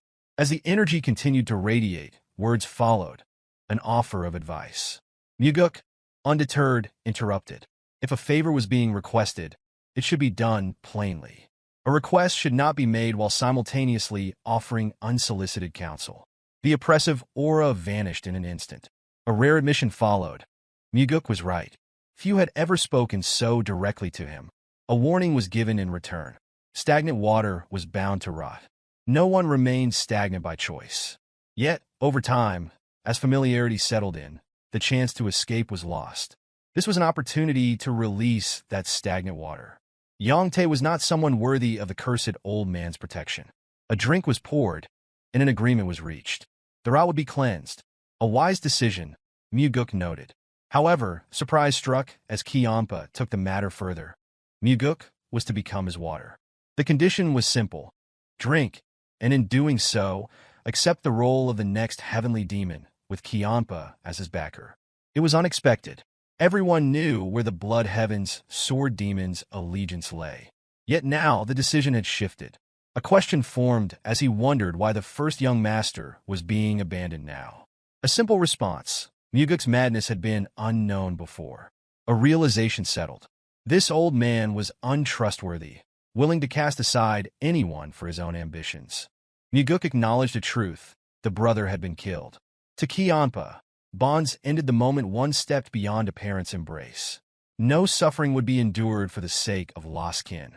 With the blood heaven sword demon support came an entire army. Yet the timing remained suspicious as he wondered why this moment had been chosen. The answer lay in what had been witnessed. A relentless force that bulldozed through everything, fearless and unyielding. Had he been younger, Mugeuk might have been taken in by the flattery, blindly trusting the old man's words. But experience had already taught the dangers of such tricks. The offer was nothing more than a carefully disguised ploy. The glass was set down. Gratitude was expressed for the high regard, but duty called. Mugeuk had no intention of abandoning his responsibilities as Nirvana Pavilion Master. A father's disappointment would follow if work was neglected in favor of political maneuvering. Another challenge followed as he wondered whether, if the cult leader intended to keep him in his current position indefinitely, he would truly be content to remain there, stagnating forever. There was only one path: to become the heir or not. Collaboration would only draw the cult leader's attention further. The reasoning was sound, but a crucial detail had been overlooked. Mugeuk was not the only one seeking to restore order within the cult.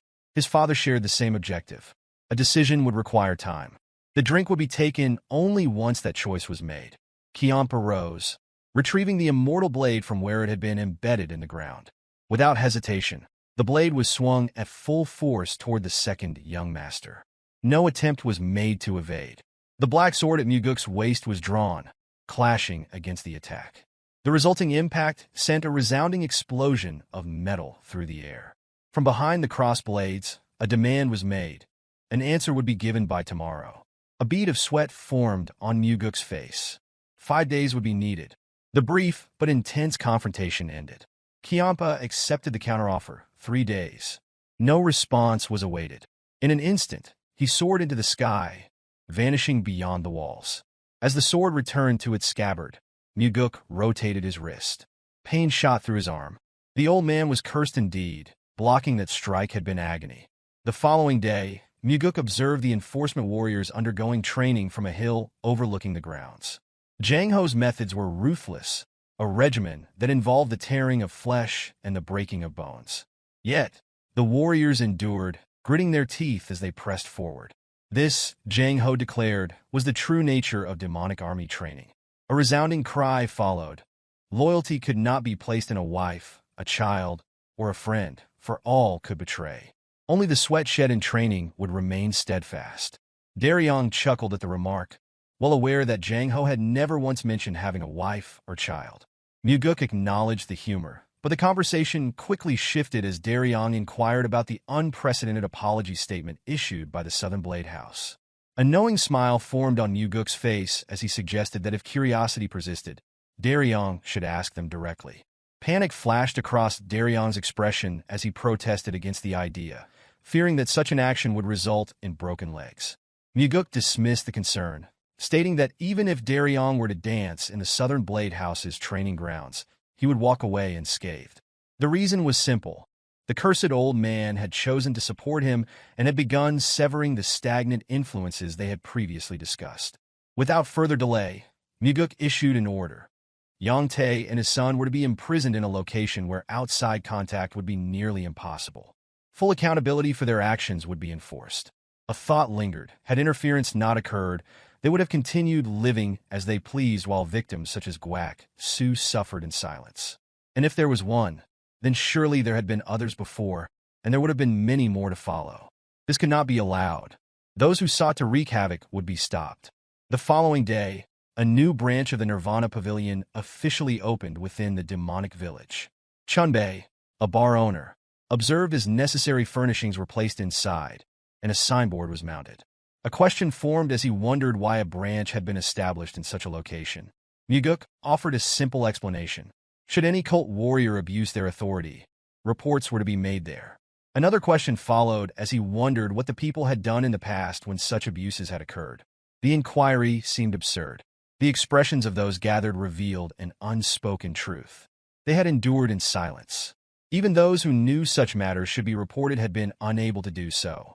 The process required multiple identity verifications, making it near impossible to complete. A firm declaration followed. Any issue involving the cult's warriors could now be reported directly to the Nirvana Pavilion branch. Furthermore, any attempt to retaliate against those who submitted reports would result in execution. The bar owner was taken aback, startled by the realization that the second young master had truly established this branch for the people's sake. A bow of gratitude followed, along with a promise to ensure that the message spread. A pleased smile formed on Mugeuk's face. This was the beginning. With the Nirvana Pavilion at the center, protection would extend to the villagers, low-ranking warriors, and all those who suffered injustice simply for lacking power. Through this, a fundamental principle would be taught. Every life held equal worth. And with this principle, Mugeuk intended to move forward. That night, upon stepping into the yard, Mugeuk found the old man waiting. The promised decision was due. Seated now, Mugeuk listened as Cheonma questioned whether the drink would finally be accepted. Though his expression remained unreadable, the old man's heart brimmed with satisfaction as he poured the liquor. An expectation followed. Mugeuk was to drink. The glass remained untouched. The tension thickened as their gazes met. Silence stretched until Mugeuk broke it with a single statement, a request for snacks. An inquiry followed as he wondered what kind of snack was desired. Within the strained atmosphere, an answer came: the demonic army. A request was made, respectfully yet boldly, for the blood heaven sword demon to feed the demonic army into his grasp. The demand was met with incredulity. As if dealing with a spoiled child, Cheonma stated that such things did not work that way. Mugeuk remained undeterred, reasoning that having snacks with a drink was perfectly normal. A sigh of exasperation followed, a finger pressed against a throbbing temple. 3 days had been spent awaiting this decision. Frustration reached its peak, and finally, anger erupted. The audacity of the request was declared absurd. The annihilation blade was torn from the ground, a proclamation made, to simply sever Mugeuk's head and present it to the heavenly demon pavilion instead. In a fit of rage, the blade swung, sending a sharp arc of energy hurtling forward. There was no true intent to kill, but the attack was fueled by impulse and irritation. With a swift reaction, Mugeuk raised his sword in defense. The clash of metal sent a resounding shockwave through the air. Observing the reaction, Cheonma noted the skillful use of inner energy. Considerable demonic energy had been imbued into the strike, yet Mugeuk had blocked it with apparent ease. Without hesitation, the blood heaven sword demon struck again, this time faster and with greater force. A realization emerged. It would not be so simple to take this young master's head.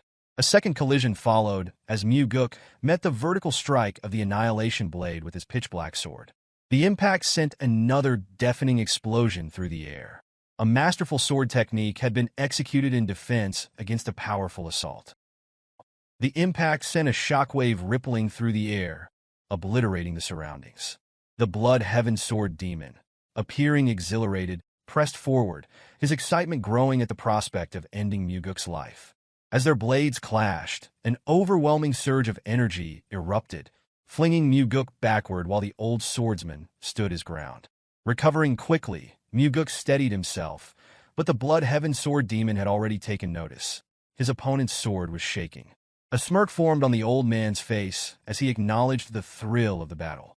His energy flared as he assumed another stance, preparing for the next strike. Frustration flickered in Mugeuk's eyes. Clenching his teeth, he considered using the 4 strides of the wind god technique against his formidable opponent. Curiosity gnawed at him as he wondered whether Cheonma had the ability to counter the death step. However, the technique remained beyond his full mastery. The realization settled in. Engaging in such a high-risk confrontation without sufficient inner energy would be reckless. With a defiant shout, he demanded that Cheonma hand over control of the demonic army. The blood heaven sword demon, unfazed, inquired about Mugeuk's choice for demonic commander. There was no expectation that Mugeuk would assume the role himself, given his position as the Nirvana Pavilion Master. In response, Mugeuk declared his choice. Jang Ho, the 3rd Corps Captain. A pointed reminder followed. The blood heaven sword demon cautioned him. emphasizing that Jang Ho belonged to his faction, and warned of the dangers of overstepping. Mugeuk, unfazed, countered with a sharp remark. It was not greed, but an intentional pursuit of chaos that drove his actions. He reminded the old man that their collaboration had been his suggestion in the first place. A path walked only by madmen could never be ordinary. For a brief moment, there was visible shock on the old swordsman's face. Being called a lunatic struck a chord. Mugeuk, unwavering, pressed further, questioning whether it had been madness to seek an alliance in the first place. The words seemed to resonate in a way Mugeuk did not fully understand. In a past life, Cheonma's ambitions had never been realized. He had died before unveiling his true goal to the world. Strangely, among the 8 demon supremes, he was the first to perish. How such a ruthless and calculating individual had met an early demise remained an enigma. The blood heaven sword demon's gaze darkened. Fury smoldered beneath the surface as he accused Mugeuk of letting greed ruin their negotiation. Frustration boiled over. His foot came down, shattering a cup in a sharp display of anger. Without another word, he leapt from Mugeuk's residence. Watching him disappear into the night, Mugeuk's lips curled into a knowing smile. Rejecting the proposal was never an option. Cheonma understood better than anyone that there were still 7 other demon supremes Mugeuk could turn to. 2 days passed. Jang Ho stood before Mugeuk, a look of confusion on his face. His voice carried uncertainty as he questioned the situation. The Blood Heaven Sword Demon had recommended him for the position of demonic army commander, and Jang Ho wanted to know if Mugeuk was behind it. The confirmation came swiftly. Mugeuk's judgment had been correct. Jang Ho was perceptive enough to recognize the maneuver. Without hesitation, Mugeuk admitted to orchestrating the decision. Gratitude flickered across Jang Ho's face, but hesitation followed. He did not believe himself worthy of the role. Mugeuk dismissed the humility, insisting that Jang Ho simply lead the demonic army as he had led the Third Corps. If he succeeded, he would go down in history as the greatest demonic commander to ever live. The weight of those words left Jang Ho momentarily speechless. A hint of doubt crept into his voice as he questioned whether Mugeuk was overestimating him. Mugeuk acknowledged the possibility, reminding him that other candidates remained under consideration. Nothing had been finalized and the situation could still change. Jang Ho accepted this explanation, though he remained unsettled. However, despite what was said, Mugeuk had already set his plans in motion. He intended to ensure Jang Ho became the next demonic army commander. The scene shifted. Shock flickered across Mugeuk's face as he stood before his father. The heavenly demon's appearance was unusual. His long hair fell loosely, and his robe was adorned with floral patterns. It was an unfamiliar sight, one that left Mugeuk uncertain of how to react. After a moment, he inquired whether this was a new garment. The response was unexpected. The heavenly demon explained that it was merely his sleepwear. For a brief moment, Mugeuk was at a loss for words. His father, unfazed, asked why he had come at such a late hour. Surprise flickered in Mugeuk's expression as he corrected him. The time was still early evening. A smirk threatened to break through as he pointed out that his father's early bedtime was supposed to be a closely guarded secret. Mugeuk stated that if the Murim Alliance discovered the exact time the heavenly demon went to sleep, they could use it as a vulnerability against him.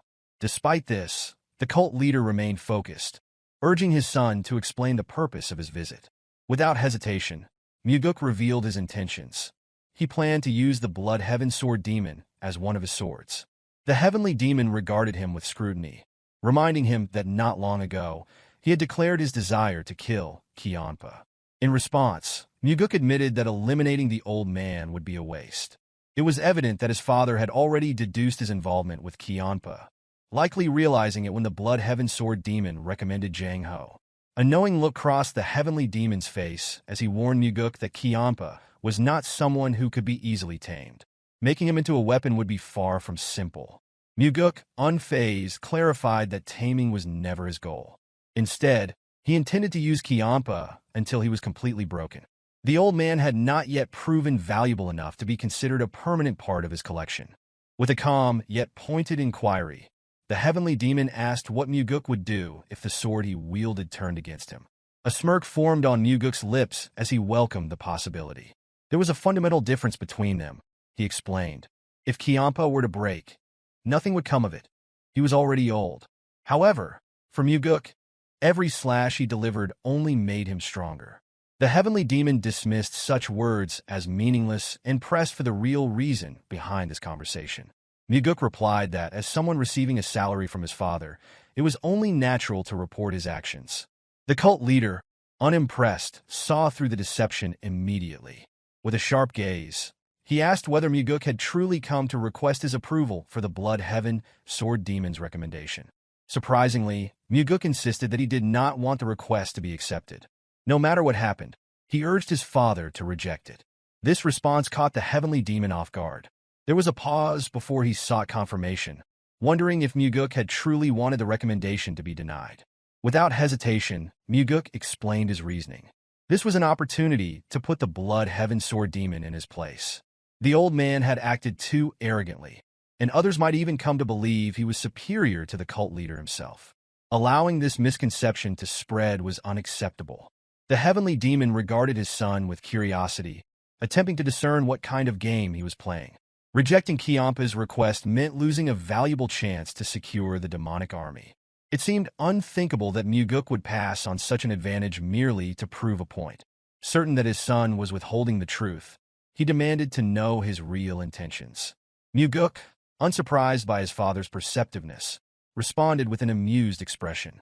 There was, in fact, something to be gained from the Blood Heaven Sword Demon, and for that to happen, the old man had to face a setback. The heavenly demon then posed a direct question, questioning whether this goal had truly been more important than acquiring the demonic army. Mugeuk, still smiling, confirmed that it was. He had no doubts that he would obtain the demonic army regardless. Everything he desired would eventually fall into his hands. The heavenly demon found his son's confidence impenetrable. With a dismissive turn, he advised him not to be ridiculous. To Mugeuk, however, nothing in that moment seemed more absurd than his father's floral-patterned pajamas. The scene shifted to a conversation between the Blood Heaven Sword Demon and the heavenly demon. Cheonma acknowledged Mugeuk's recent rise within the cult, his voice carrying an air of calculated observation. The heavenly demon, unaffected by the remark, reminded him that it was only due to his own permission that Mugeuk had been able to distinguish himself in the first place. In a rare show of deference, Cheonma bowed his head and offered gratitude. He admitted that it was only recently that he had come to understand Mugeuk's true potential. However, the cult leader remained unconvinced. In his view, Mugeuk was still immature. Cheonma found this assessment peculiar. With a measured tone, he expressed his desire to guide Mugeuk to even greater heights. The heavenly demon regarded this as an unusual proposition, yet he recognized the opportunity it presented. With little resistance, he permitted Cheonma to proceed as he wished. Cheonma wasted no time. Bowing once more before making an additional request, he sought the heavenly demon's assistance in ensuring that his chosen candidate for demonic army commander would secure the position. The cult leader immediately recalled Mugeuk's earlier plea to deny Cheonma's recommendation at all costs. Weighing both requests, he informed the Blood Heaven Sword Demon that granting such a favor would be difficult. Cheonma then revealed a critical piece of information. Mugeuk himself was vying for the position. The heavenly demon, considering this, acknowledged that he had already done much to support his second son. However, the feelings of his firstborn needed to be taken into account as well. Cheonma, showing understanding, reflected on a lesson learned from his years training disciples. He had often been criticized for failing to commit fully to a single candidate. True support, he believed, required unwavering loyalty to one individual. The heavenly demon, unmoved, dismissed such concerns. With a cold, unyielding stare, he declared that unlike Cheonma, he did not concern himself with the opinions of others. Rather than tolerating criticism, he simply eliminated anyone who dared to voice it. The Blood Heaven Sword Demon found himself at a loss for words. The cult leader inquired whether there was anything else to discuss, but Cheonma simply bowed his head and stated that there was nothing further to address. He assured the heavenly demon that they would meet again before turning to leave the building. As he stepped outside, his thoughts lingered on the shift in the cult leader's support. Doubt clouded his mind as he wondered why the heavenly demon had withdrawn his backing for Mugeuk. If a choice had already been made, it seemed only logical that unwavering support should follow. The scene shifted to Mugeuk's residence, where Cheonma sat with a cup of liquor in hand. He remarked that Mugeuk's father placed greater value on his older brother. Mugeuk, unfazed, questioned whether that was truly Cheonma's belief. With a serious tone, he explained that their alliance had never been destined to work, for Cheonma should have been able to compensate for the shortcomings Mugeuk lacked. The remark visibly unsettled the blood heaven sword demon. A flash of anger crossed his face as he demanded clarification, asking if he was being deemed inadequate. Mugeuk responded with nothing but disappointment. Placing his cup down, Cheonma asserted that Jang Ho had never been a viable candidate for the position of demonic army commander. Mugeuk, however, challenged his resolve, questioning whether he had already abandoned the notion. With a measured motion, the older man poured himself another drink and cautioned against pursuing something unattainable.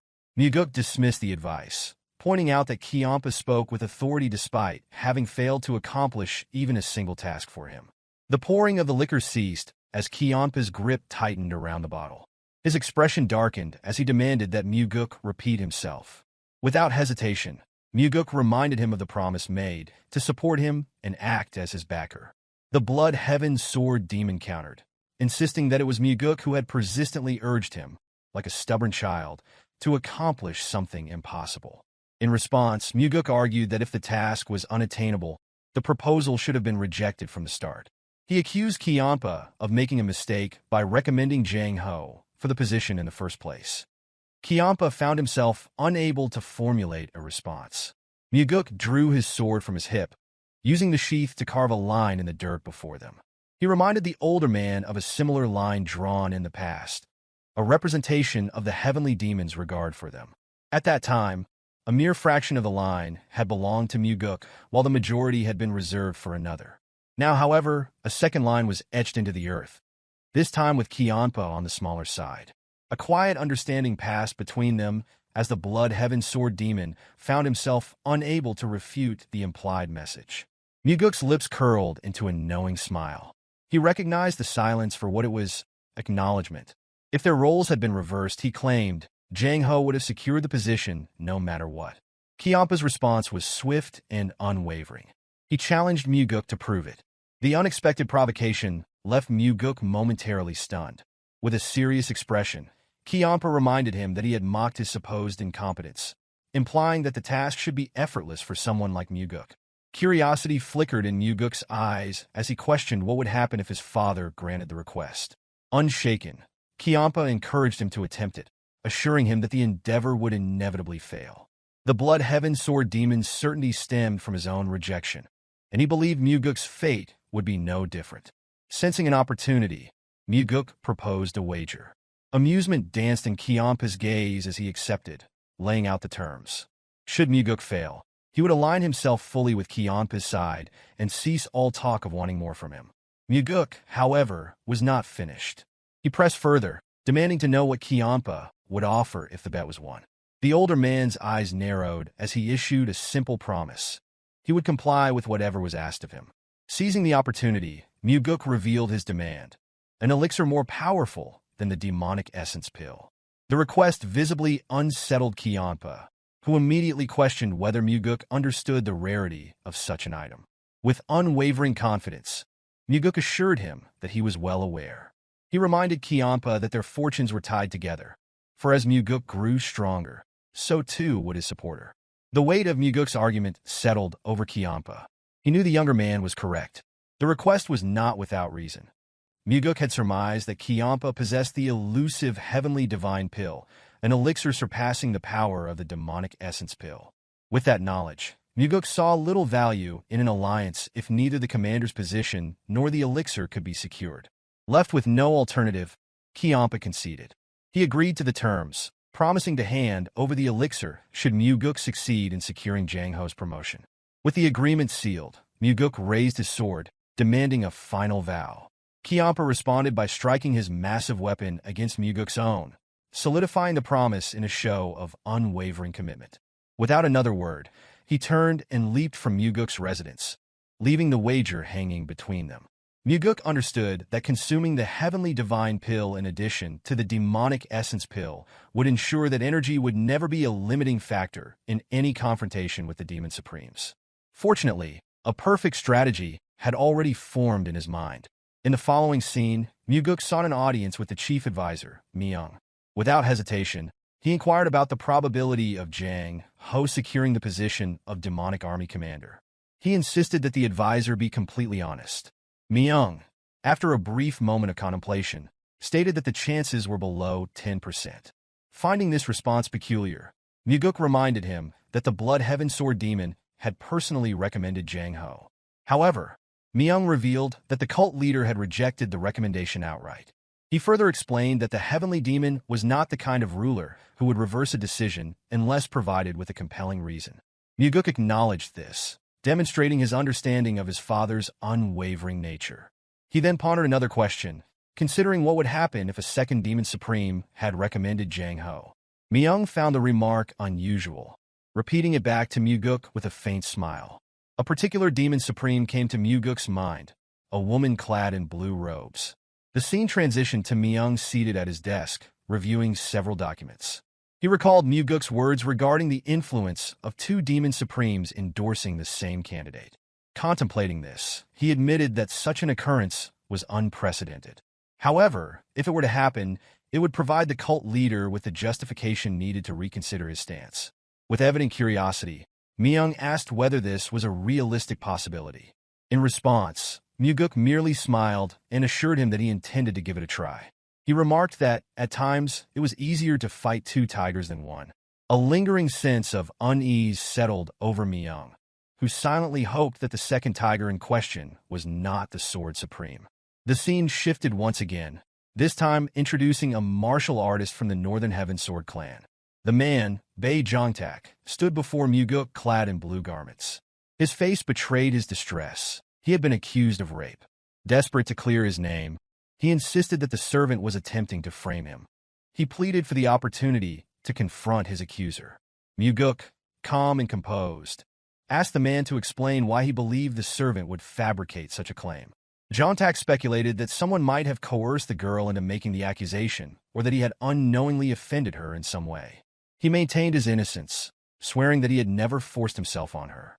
Observing him intently, Mugeuk agreed to allow him to face the girl. Calling out to Daryong, who stood outside the door, Mugeuk signaled for him to bring the girl in. The moment she entered, Jongtak sprang to his feet, immediately demanding to know why she was lying. Mugeuk, his voice steady, ordered him to remain silent. If he shouted again, the girl would be dismissed without a word. Instantly, Jongtak clamped his mouth shut. Turning to the servant, Mugeuk asked if Jongtak had indeed violated her. With a slight nod, she confirmed the accusation. The accused, his voice rising in desperation, called her a liar and insisted that her trembling was due to fear of exposure. However, Mugeuk countered that she was simply afraid. Jongtak, disbelief evident in his expression, questioned whether Mugeuk truly believed the girl's words. Without another word, Mugeuk gestured to Daryong, who immediately understood the command. Moments later, two additional young women were ushered into the room.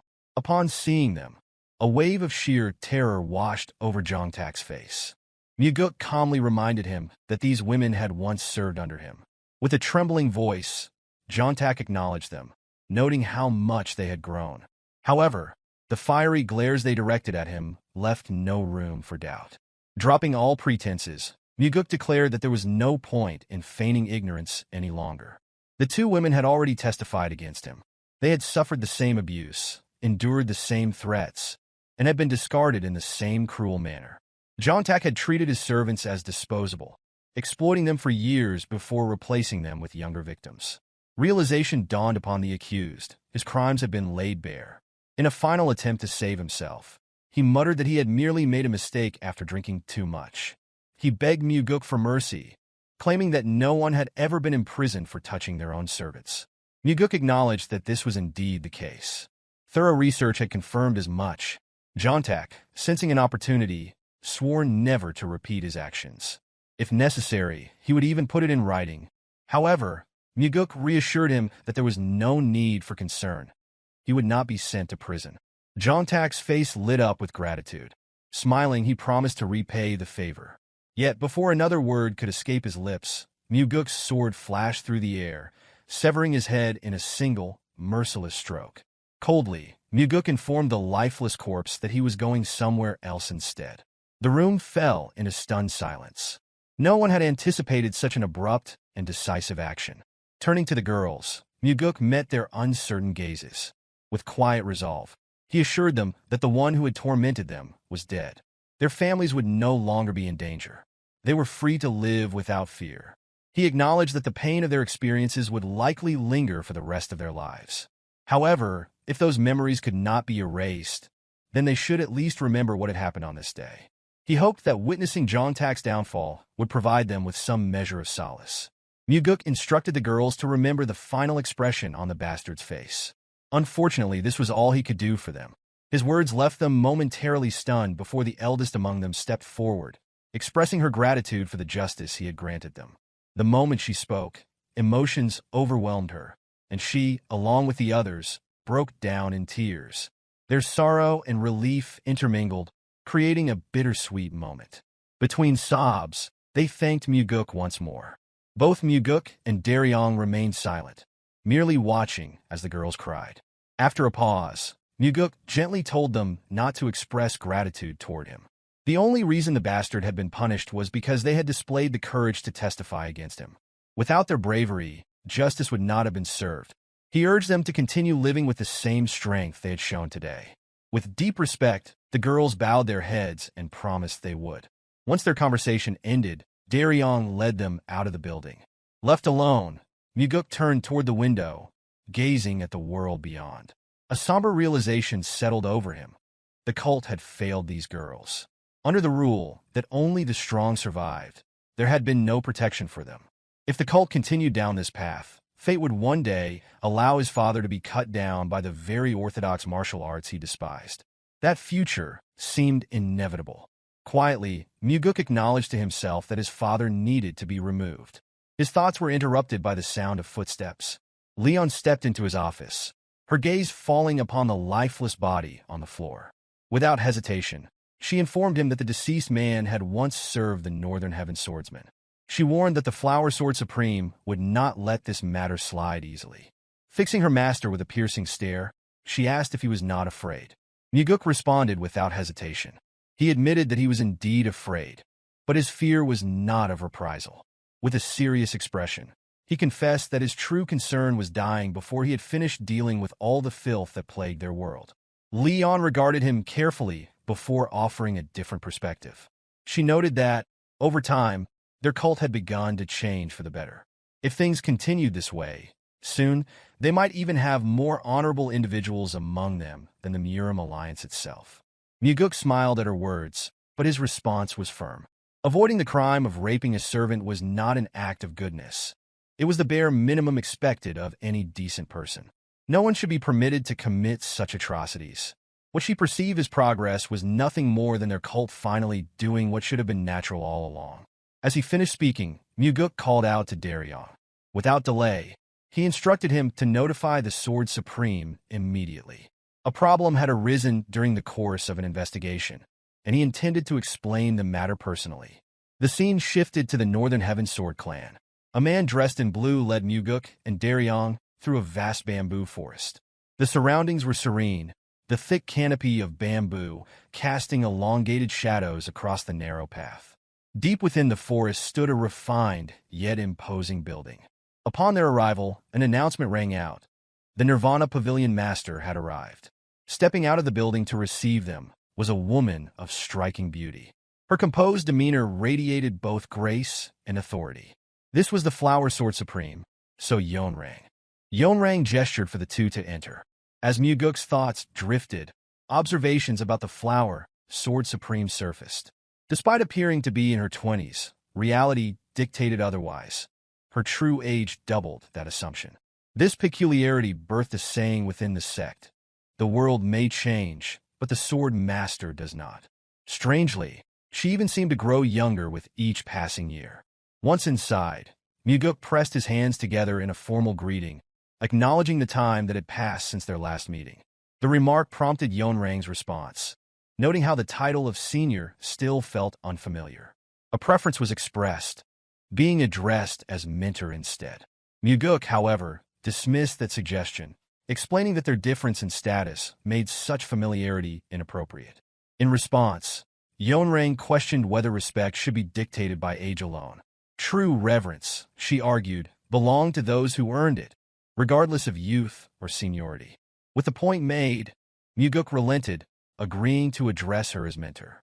In return, a request was put forth. He wished to be called Young Master. Attention then shifted to another matter. Mugeuk subtly turned his head, revealing the reason for Daryong's presence. The special investigator had been brought in to explain the details of a case. A brief introduction followed as Daryong identified himself. Yeonrang, however, swiftly interrupted, raising a hand to halt further explanation. In her view, the Nirvana Pavilion's verdict rendered any discussion unnecessary.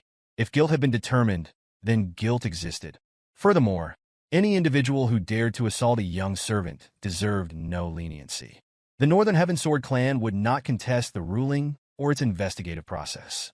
With that, Mugeuk signaled to Daryong, prompting his departure. Leaving his leader alone with the Flower Sword Supreme, Daryong exited without delay. The conversation took on a lighter tone as Yeonrang acknowledged recent shifts within the sect, attributing them to Mugeuk's efforts. A soft smile accompanied the words, expressing appreciation for the changes he had brought. Mugeuk, however, redirected the praise, crediting her unwavering presence as the true foundation of stability. Yeonrang, seemingly amused, dismissed the compliment, jesting about unnecessary flattery directed at an aging face. Mugeuk countered immediately, insisting that she still appeared as youthful as ever. In response, Yeonrang scoffed at the notion, finding it absurd. Her gaze lowered to the back of her hand, as if searching for the passage of time etched upon her skin. A quiet remark followed. Perhaps it was time to step back and immerse fully in the essence of martial enlightenment. Mugeuk's mind drifted to the past. Yeonrang, despite her words, had lived a life steeped in battle. After the sect's gates closed following Hwa Mugi's defeat of the heavenly demon, chaos erupted. The 8 demon supremes and the sect's renowned masters clashed for supremacy. In the end, the Flower Sword Supreme stood victorious, ascending as the sect leader after leaving a trail of corpses in her wake. Her reign, however, remained turbulent, marked by unrelenting bloodshed. Had governance been her strength, her ambitions might have flourished. Instead, she faltered, failing to maintain power beyond 3 years. Eventually, her life was claimed by her successor, bringing himself back to the present.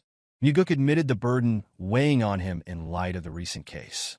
Yeonrang, noting the concern, prompted further elaboration. Tensions with the Southern Heavenblade clan had escalated, Mugeuk explained.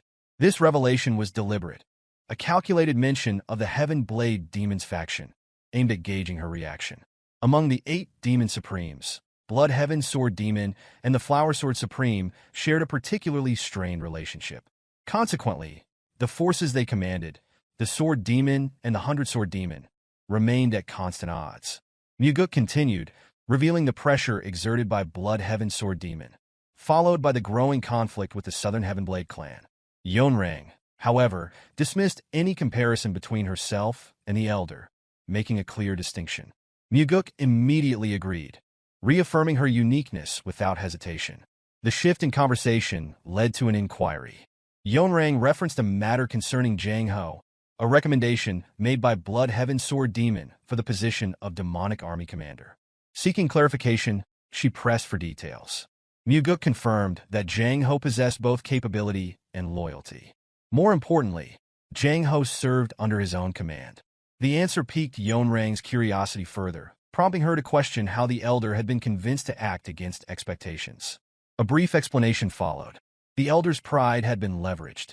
Mugeuk had reasoned that a Demon Supreme should prioritize the sect's welfare over personal affiliations or political maneuvering. Yeonrang, unconvinced, pointed out that such an argument alone would not sway someone like Blood Heaven Sword Demon. Mugeuk speculated that the Elder's motivation stemmed from a personal desire not to be outmaneuvered. Yeonrang listened closely, offering no immediate response.